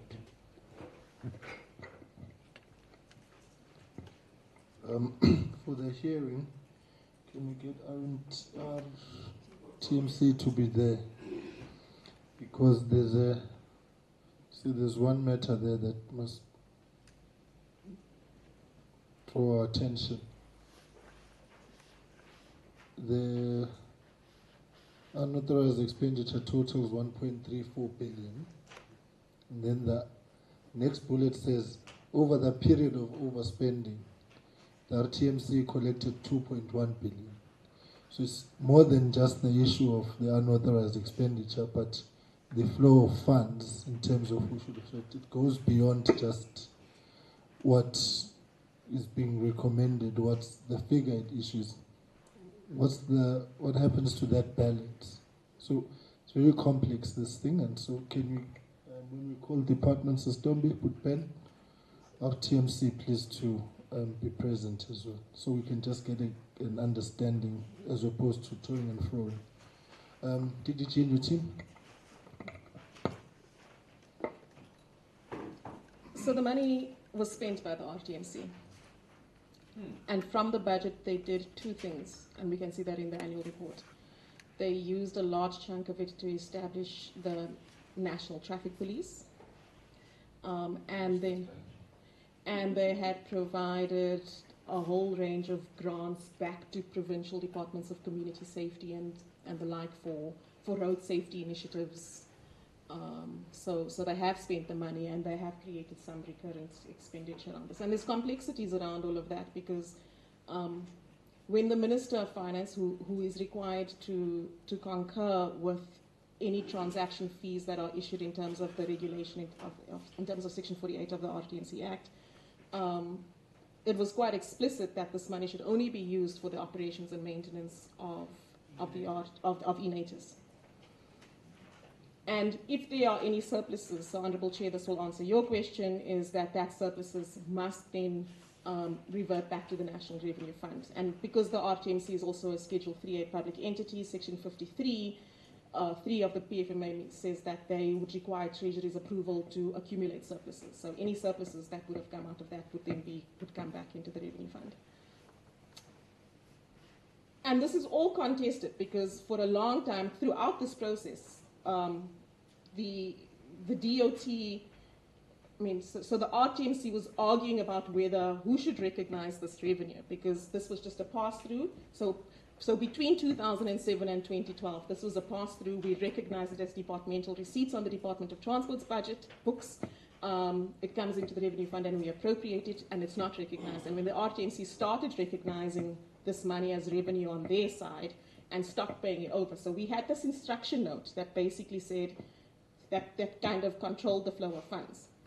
And the year before that, when the DOT was struggling to get the RTMC to pay this money into the Revenue Fund, and the contestation started, the DOT wanted us to issue a new instruction note that we never ever issued, but was floating around as a draft, that would circumvent that. But to do that would mean the Minister of Transport needed to rescind or revoke the regulation that is required in terms of the RTMC Act that says that these fees goes to the RTMC. So the contestation around when this happened, and all of this kind of overlapped with a whole range of court cases between the DOT, the RTMC, and TASIMA that ended up in the Constitutional Court eventually around what needs to happen within the contracts. And that's really how it started. The DOT wanted to cede the contract to the RTMC, but the contract, and I haven't seen the contract, but from the court judgments around this, it explains that there was a transitional process that the DOT needed to follow in the contract, and the DOT didn't follow it. And this is how the claims and the counterclaims started around all of this. That kind of meant that when they got to the point where they thought that this was finished, the RTMC just stopped paying the money over. So the difficulty around this one is that, and what can we do around this, is there's a relatively small transfer to the RTMC on the DOT budget. It's just over 200 million rand. That could help in how we leverage this. But I mean, I suppose we would have to look at this, the kind of financial governance arrangements around all of this. The Minister of Transport is also the executive authority for the RTMC. So even though the RTMC has this weird governance arrangements because there's a shareholder, so on top of the board there's a shareholders committee that is made up of the Minister of Transport, the MECs and SALGA. For the purposes of the PFMA, the Minister of Transport is still the executive authority, and some mechanisms in how budgets get approved there should be able to help us try and recoup this money and get the RTMC to budget for bringing this money back into the National Revenue Fund. Yeah, so now the issue is, how do we concretely then, in terms of your recommendation, the unauthorized expenditure should be financed from the DOT and the RTMC in light of what you are saying? So I'm not a lawyer, but one of the mechanisms, because this won't go through a financing act, and this would then sit on the books of the DOT, is that, I mean, I don't know if we could write the legislation in a way that says that this then gets offset against any departmental receipts that comes from the RTMC in relation to this gets offset against the DOT's obligation in paying this off. Could be one mechanism to do this. So any future appropriations, I mean, so if we're going to put this against future appropriations of the department, is that we then able to compensate them for that if once the RTMC pays that money back, because it does get recorded as departmental receipts on the department side, and we could use the adjustments budget to kind of offset that or adjust it in the Appropriations Act. Mazaman.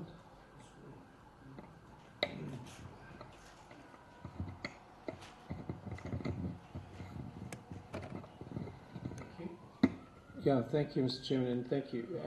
I do now have a better understanding, and so thank you for that. But what has become clear, Mr. Chairman, is that the cash is not there.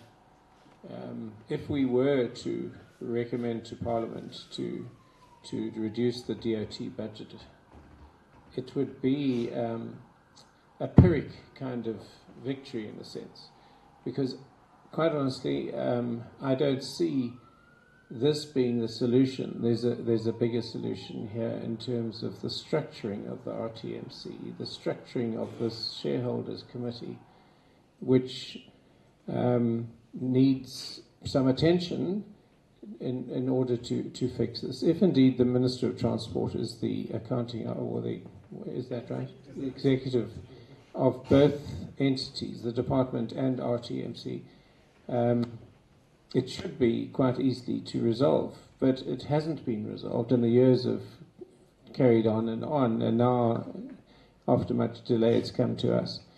So, anyway, we're not making a decision today, but I'm afraid I'm no clearer about the way forward to get this money. Yeah, I'm just not clear. And that's not a reflection on you. Thank you. No, that's true. That the dilemma remains. And if it remains, the only question I would ask, is there any benefit either from the department or the revenue fund, which one way or the other finds itself to the RTMC, which then in this case, if that's the case, it would make sense to say, let's go where there would have been an element where if you are going to have some reductions, those reductions will have an effect to the primary user of that principal amount which was collected at the time. If not, the difficulty then still somewhat remains, because the disadvantage is going to go where it's not supposed to be lying at the Department of Transport. was they used the money, and if they have used the money, they had benefit. It's the only matters of governance that had to clarify up to the Constitutional Court in terms of holding authority as far as the amounts collected are concerned. Because the fear, Chair, is that at times you would have entities which are not accountable anywhere, though in terms of their own structure, they reside somewhere else. And they will have these kinds of arrangements which become loose-ended arrangements, and they create the whole problematic scenario in terms of accountability. When I was reading this, my mind kept going back to bullet point number 2. In 2012, RTMC stopped paying in-artist transaction fees into that NRF. But we're still providing allocations. So they're not paying, right? So they want what's due to them, but what's due to others, they're not giving. And now DOT has to bear the brutal brunt of the unauthorized expenditure sitting on their books. So why is it, this is where you come in to give the guidance now, when the contract went from DOT to RTMC, right? Is that what you said? Why didn't they take everything, including the liabilities? Why weren't the liabilities transferred to RTMC? Having taken 2.1 billion, and they did all sorts of other things, you know, and police vehicles push, you know, right? So why weren't the liabilities transferred to them, particularly because they are so material? So they've got good books, DOT's got and now we must penalize DOT. I would understand if DOT had received money, and then if they were supposed to have transferred it and then they didn't bring it. But Honorable Hatted always says we crucify the wrong Jesus. So can you just clarify us on that one? So we always had the option of withholding the transfer to the RTMC, which was for general operations.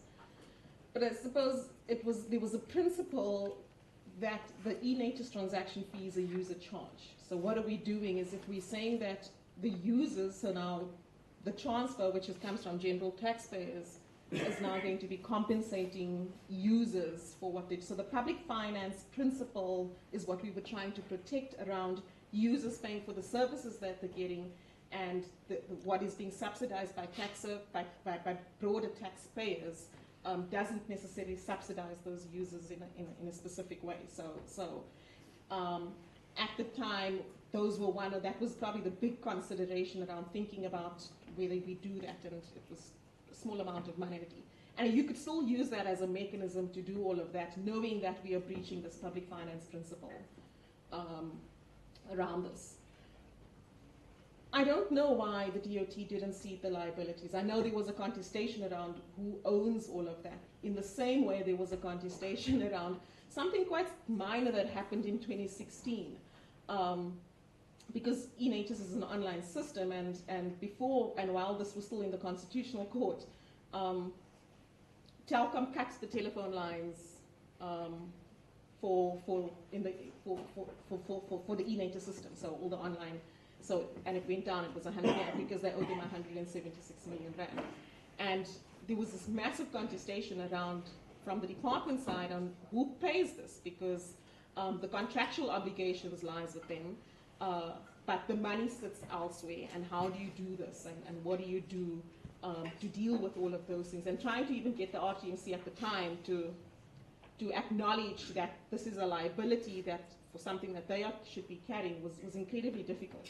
And I don't know, I mean, how the internal dynamics worked at the time that would have meant for the RTMC to take this over, in the same way that it's not just these obligations from the time that the Constitutional Court said that you will have this, but also for everything that happened before that, since they did collect the money. My sense is that the RTMC management didn't believe that these were their liabilities because the contractual obligation wasn't with them, even though they were continuing to collect the revenue. And the DOT probably didn't try hard enough to push them into the direction of taking over those liabilities too. All right, that's fine. I think that's too easy. I'm going to leave this one with you here to explore it further in terms of the options that are available, including but not limited to the liability management.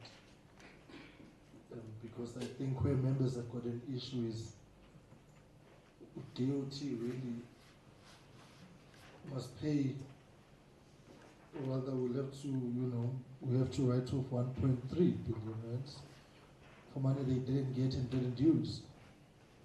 And our TMC has his cake and eats it. It's like,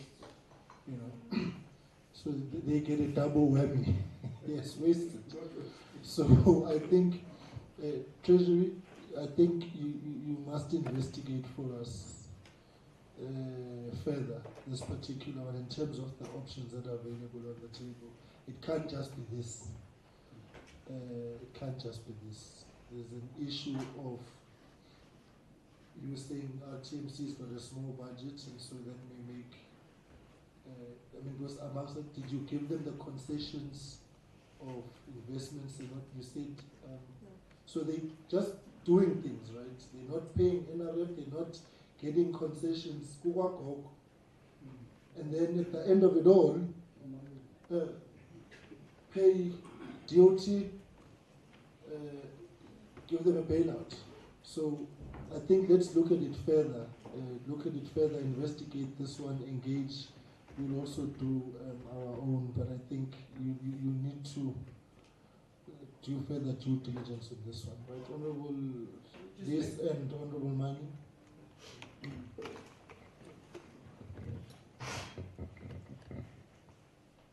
Thank you. Just a small point of disagreement, if you like. In a sense, you're right about the use of the funds, user pay kind of principle. But the point really is that they didn't use the money for e-natus, which is what it was intended for the user who's paid the money. It was used for extraneous stuff, which they had no mandate to use it for. And so, in that sense, I would agree with you in principle, but the actual facts of this case, I would argue that there is argument, justification, to cut their allowance or whatever the taxpayer is providing to them. So when Mr. Chairman, the further analysis is done, I would argue that in that analysis. Thank you, Mr. Chairperson, I just want to use this opportunity to finalize my issues on this matter, but also perhaps just raise a general point. Through you, Chair, I want to request that when the departments come, they must be informed that this is a request. They must be informed that there's this committee will require ministers of all these affected departments to come and give an account in terms of Section 63 of the PFMA, because that section puts duty on the ministers to oversee things. I'm getting the sense here that ministers don't even know what is happening. I'm not getting the sense that ministers understand or are even involved in this mess, and yet the law requires them to do that. So I'm requesting that each minister must account what is it that they have done to exercise Section 63 of the PFMA Act. And also, the Minister of Finance in particular, who's got a role to enforce these things, to prescribe, to do all these kinds of things. We seem to be having wildcats throughout in government. Yet we've got a Minister of Finance who the law, in terms of Section 10, Section 6, gives them all these powers to do these kinds of things, but I'm not getting the sense that those powers are being done and are being exercised, and the responsible Treasury officials, Chair, that have got these authorities delegated to them. I'm not getting the sense that they are using those delegated authorities. Section 82 of the PFMA Act puts duty on the Treasury officials that have been delegated these authorities to hold these departments accountable and all of that. But I'm getting this laissez-faire approach, so laid back and just waiting for post-mortem on everything. So I'm really quite perturbed, Chair, that the emphasis that is put on accounting officers is correct, but the same emphasis must also go to executive authorities, because in terms of Section 40, they get these reports, Section 39, they get these budgetary things and all of that monthly. What is it that they're doing on this? When the chips are down, I think the executive authorities must account as well as to what did they do with the powers vested in them by the law. Thank you.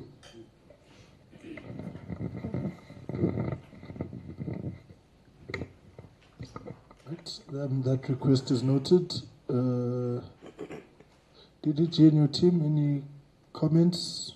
All right. All right. Thank you very much. Water and sanitation. Yeah, that's the next one. Water and sanitation.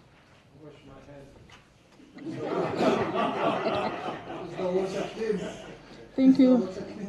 Thank you, Chair. Most of my questions are for the department, but I, however, have three. If you think it's for the department, then you can just ignore it. But my first one is on the first bullet point, the last sentence. What is the status of that remain unpaid invoices? And then secondly, what is the current status of the bucket eradication program? And is the department still experiencing a period of weak governance and internal controls, the department? And then what is the current progress on the financial recovery plan from the perspective of National Treasury? Thank you. I also have, but I think it's for the department. I'm interested in knowing what informs the increase on the scope that's in bullet number 1. Yeah. Well, Chair, this is the particular department where in the detail there is this derelict official, but there's no recommendation. Why is there no recommendation to deal with someone that has been specifically defined as having been derelict in his duty? Thank you.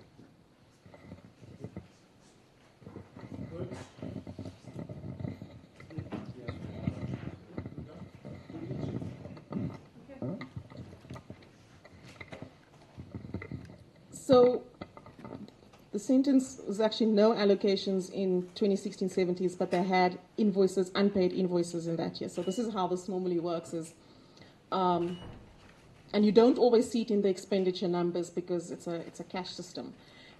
So the department commits all sorts of projects and they sign all sorts of contracts.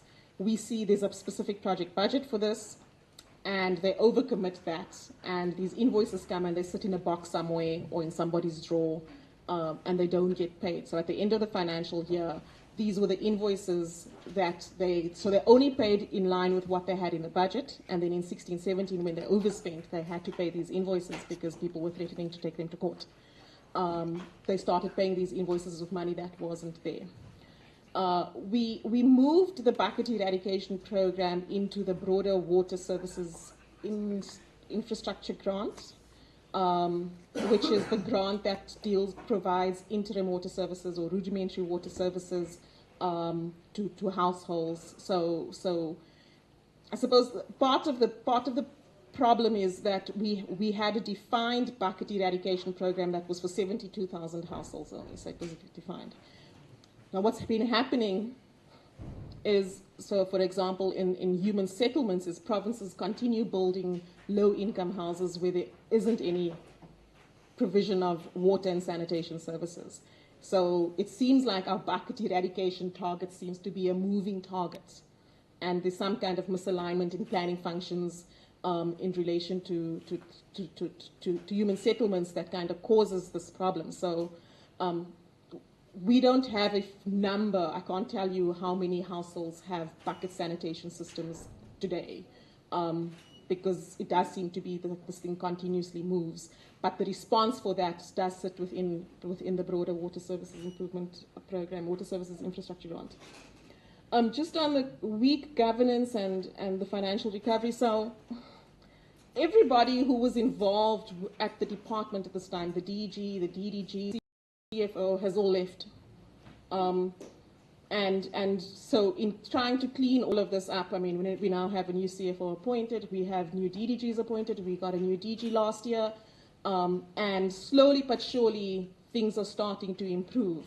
So what you really kind of see with these kind of things, and you actually see it in the financials, is that we have underspending now in the Department of Water and Sanitation, where we used to have overspending, but we're also seeing a gradual decline in the accruals, because, so what you don't see on the other side of unauthorized expenditure is accruals.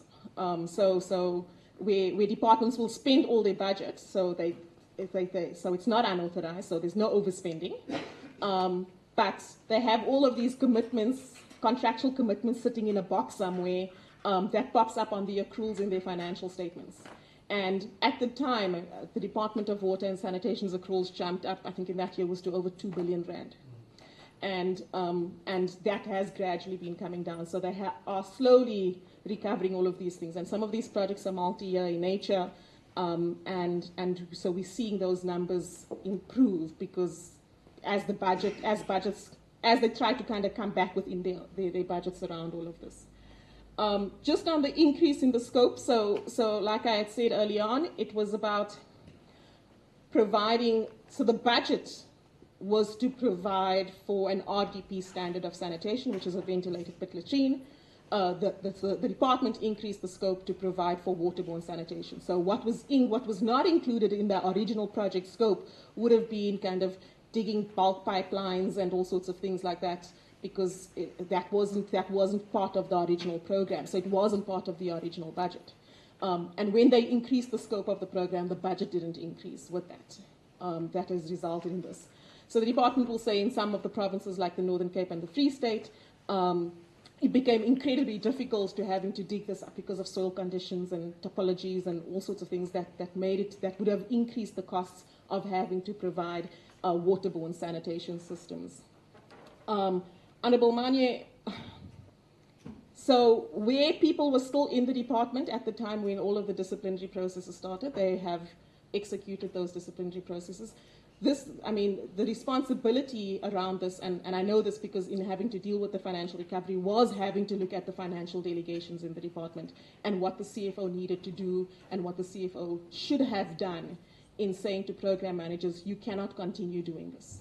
You cannot continue committing budgets or committing and signing up projects when there aren't any budgets. And even if you had to kind of do a multi-year budget plan here, those cash flows and the expected cash flows would have mean that you would have been overcommitting your budgets for the next few years also. So you're signing a contract right now that basically says you will be spending all your money in 3 years' time. And then next year you're still signing another contract, and all you're basically doing is, it's this vicious cycle that you then get in. And that's where the department was in relation to the regional bulk program and the provision of these kind of services.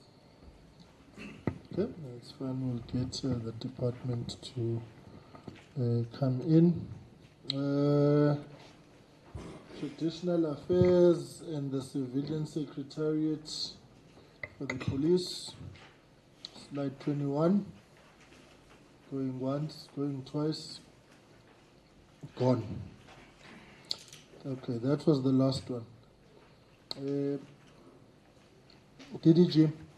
Slide 22 is on departments whose unauthorized expenditure is still being processed. What are the timelines? How old are these? And where is, insofar as you know, so that when an intervention is required and a deadline needs to be set, we can do so. So that we don't have a situation of open-ended processing. So these 5, we can get how far are they, and how the age analysis. Since DECO is inching to R1 billion. New York. DPWI 261 million, DPE 15 million, 3 million for who will be dealing with those, Department of Women, Department of Health 19. So you can just get a sense of where those are.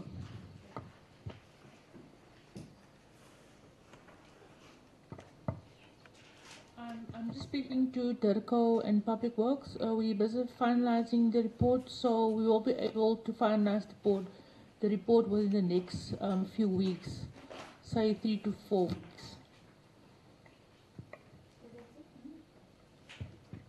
Thank you. For the Department of Women, we actually had, as part of the submission, some of the reports. We were hoping to present them today, but we were not satisfied with some of the response and some of the investigation. So some of the issues we've pushed back, and we thought we are following up with them for investigation.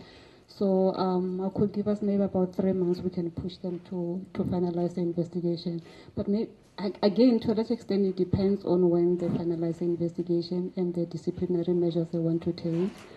So maybe we can get guidance from the committee as the timeline that we should adhere to. Thank you. DPE? Oh, the same is with health. It's still under investigation as well. Sorry, thank you. But with women, you said you have 3 months. More or less, yes. Yeah, but again, let me say that it also depends on the length they take to do the investigation. We have started on our side. We have sight of the unauthorized, and it's a to and fro process to actually get a full report from them. Thank you.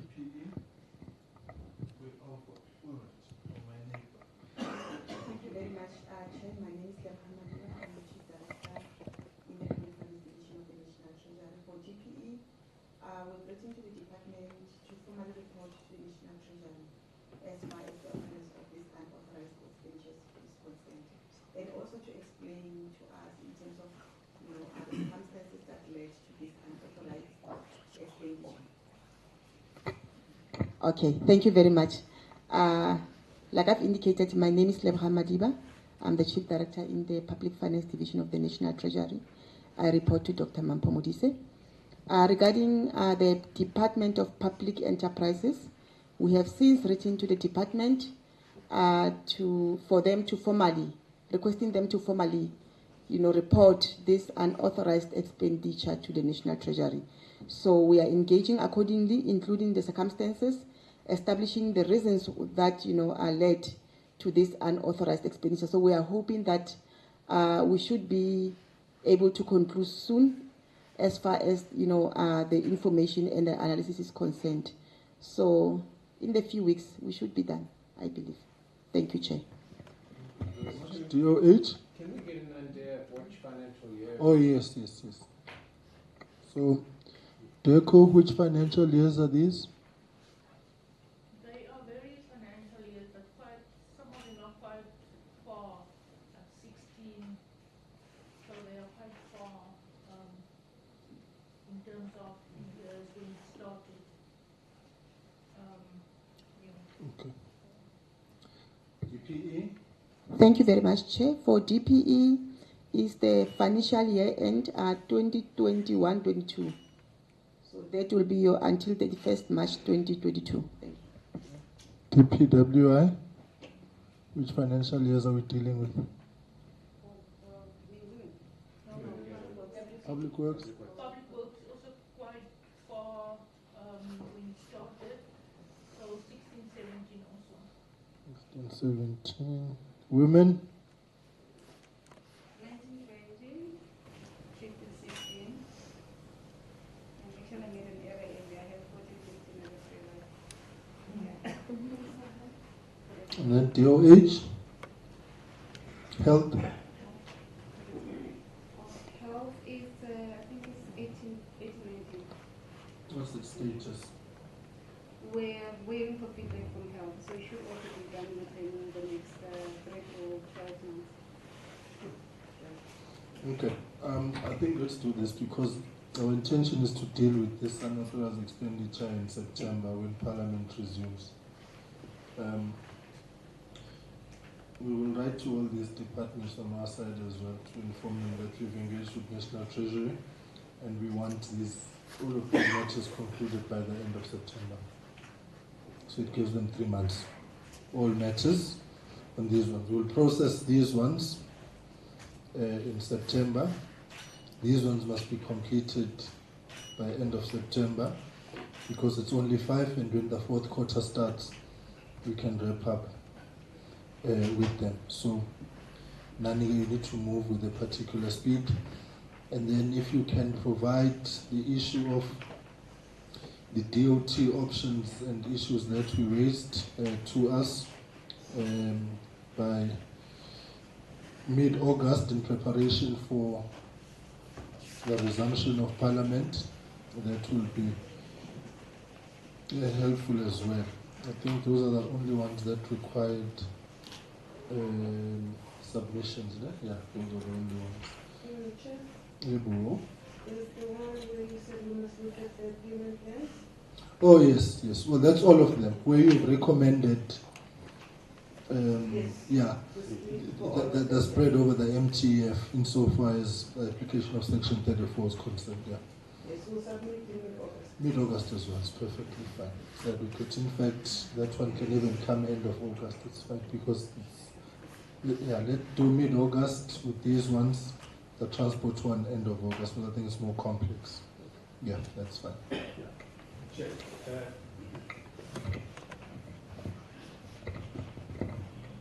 thank you, Chair. Sorry to mess up with your summary. I just wanted to add one thing, whether it's responded to now or later, I'm easy. On the issue of, I'm nervous that having gone through one of the reports, I saw a situation where it looks like, maybe it's how it's reported, but it looks like when some officials mess up, and then they resign. I'm interested to know what is it that is being done to deal with that. Why is it that people are allowed to resign without being held accountable? If they are resigning, their resignation, even if it's accepted, should not absolve them from the mess that they would have created. So I'm not getting a sense that there's a handle there. I just getting a sense that there's an escape mechanism. You mess up and you go, and it looks like that's it. So I'm very worried about that. So I need a clear response as to what is being done to deal with that. Thank you.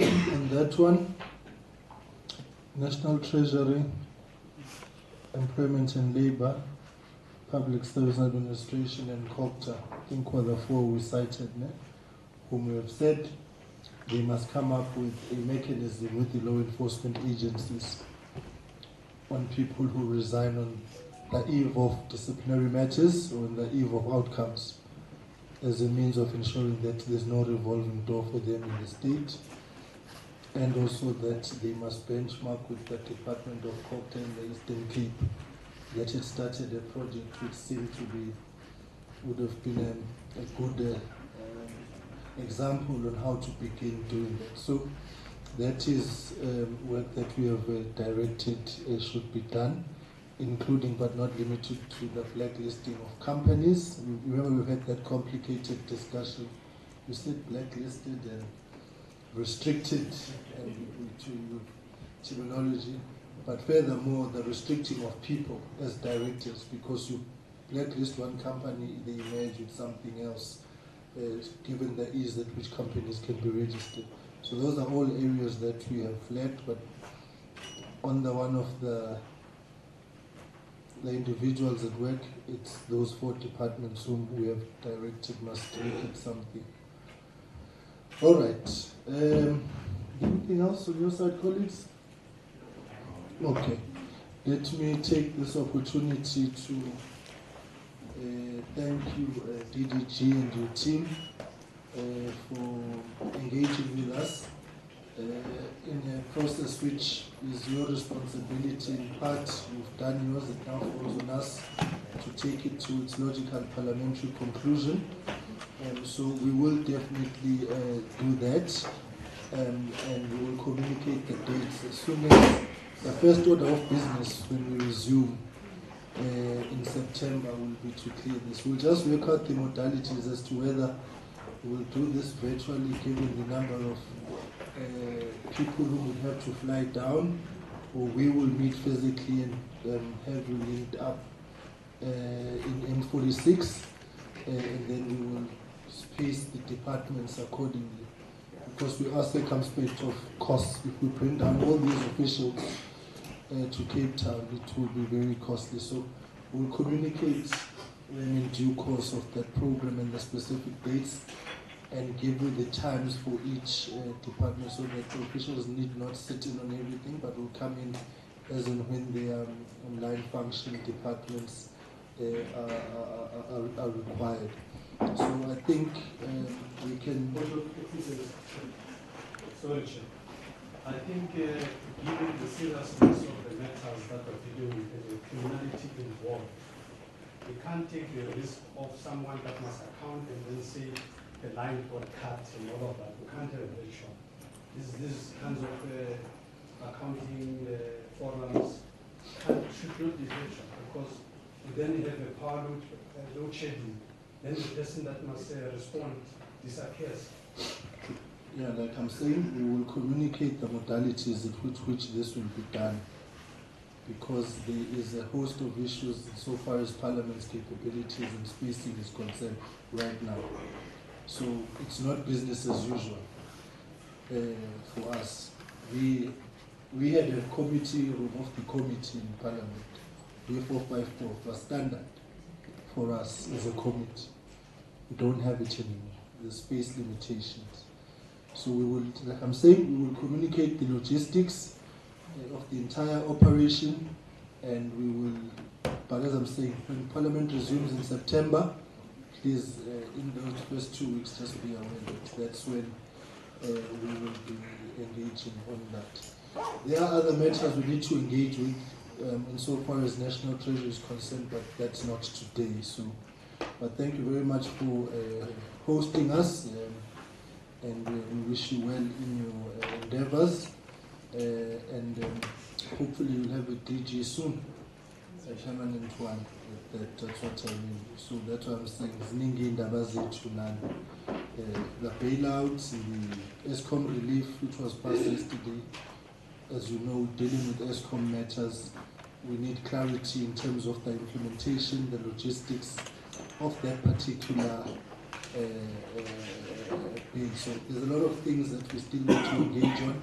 IFMS is on the table moving forward. So we have not seen the last of us. So thank you very much, DDG. I'll hand over to you if there's any concluding remarks on your side as the leader of the team, and then we will call it a day. Thanks, Chair. I think you've covered us. Just an appreciation that finally we're going to resolve these matters, and I'm here to support the committee. Thank you. Thank you very much. I'm told we are invited to lunch on the left as we come out. Tomorrow we've got REF, and predictably a difficult day given the attitude that prevails currently. But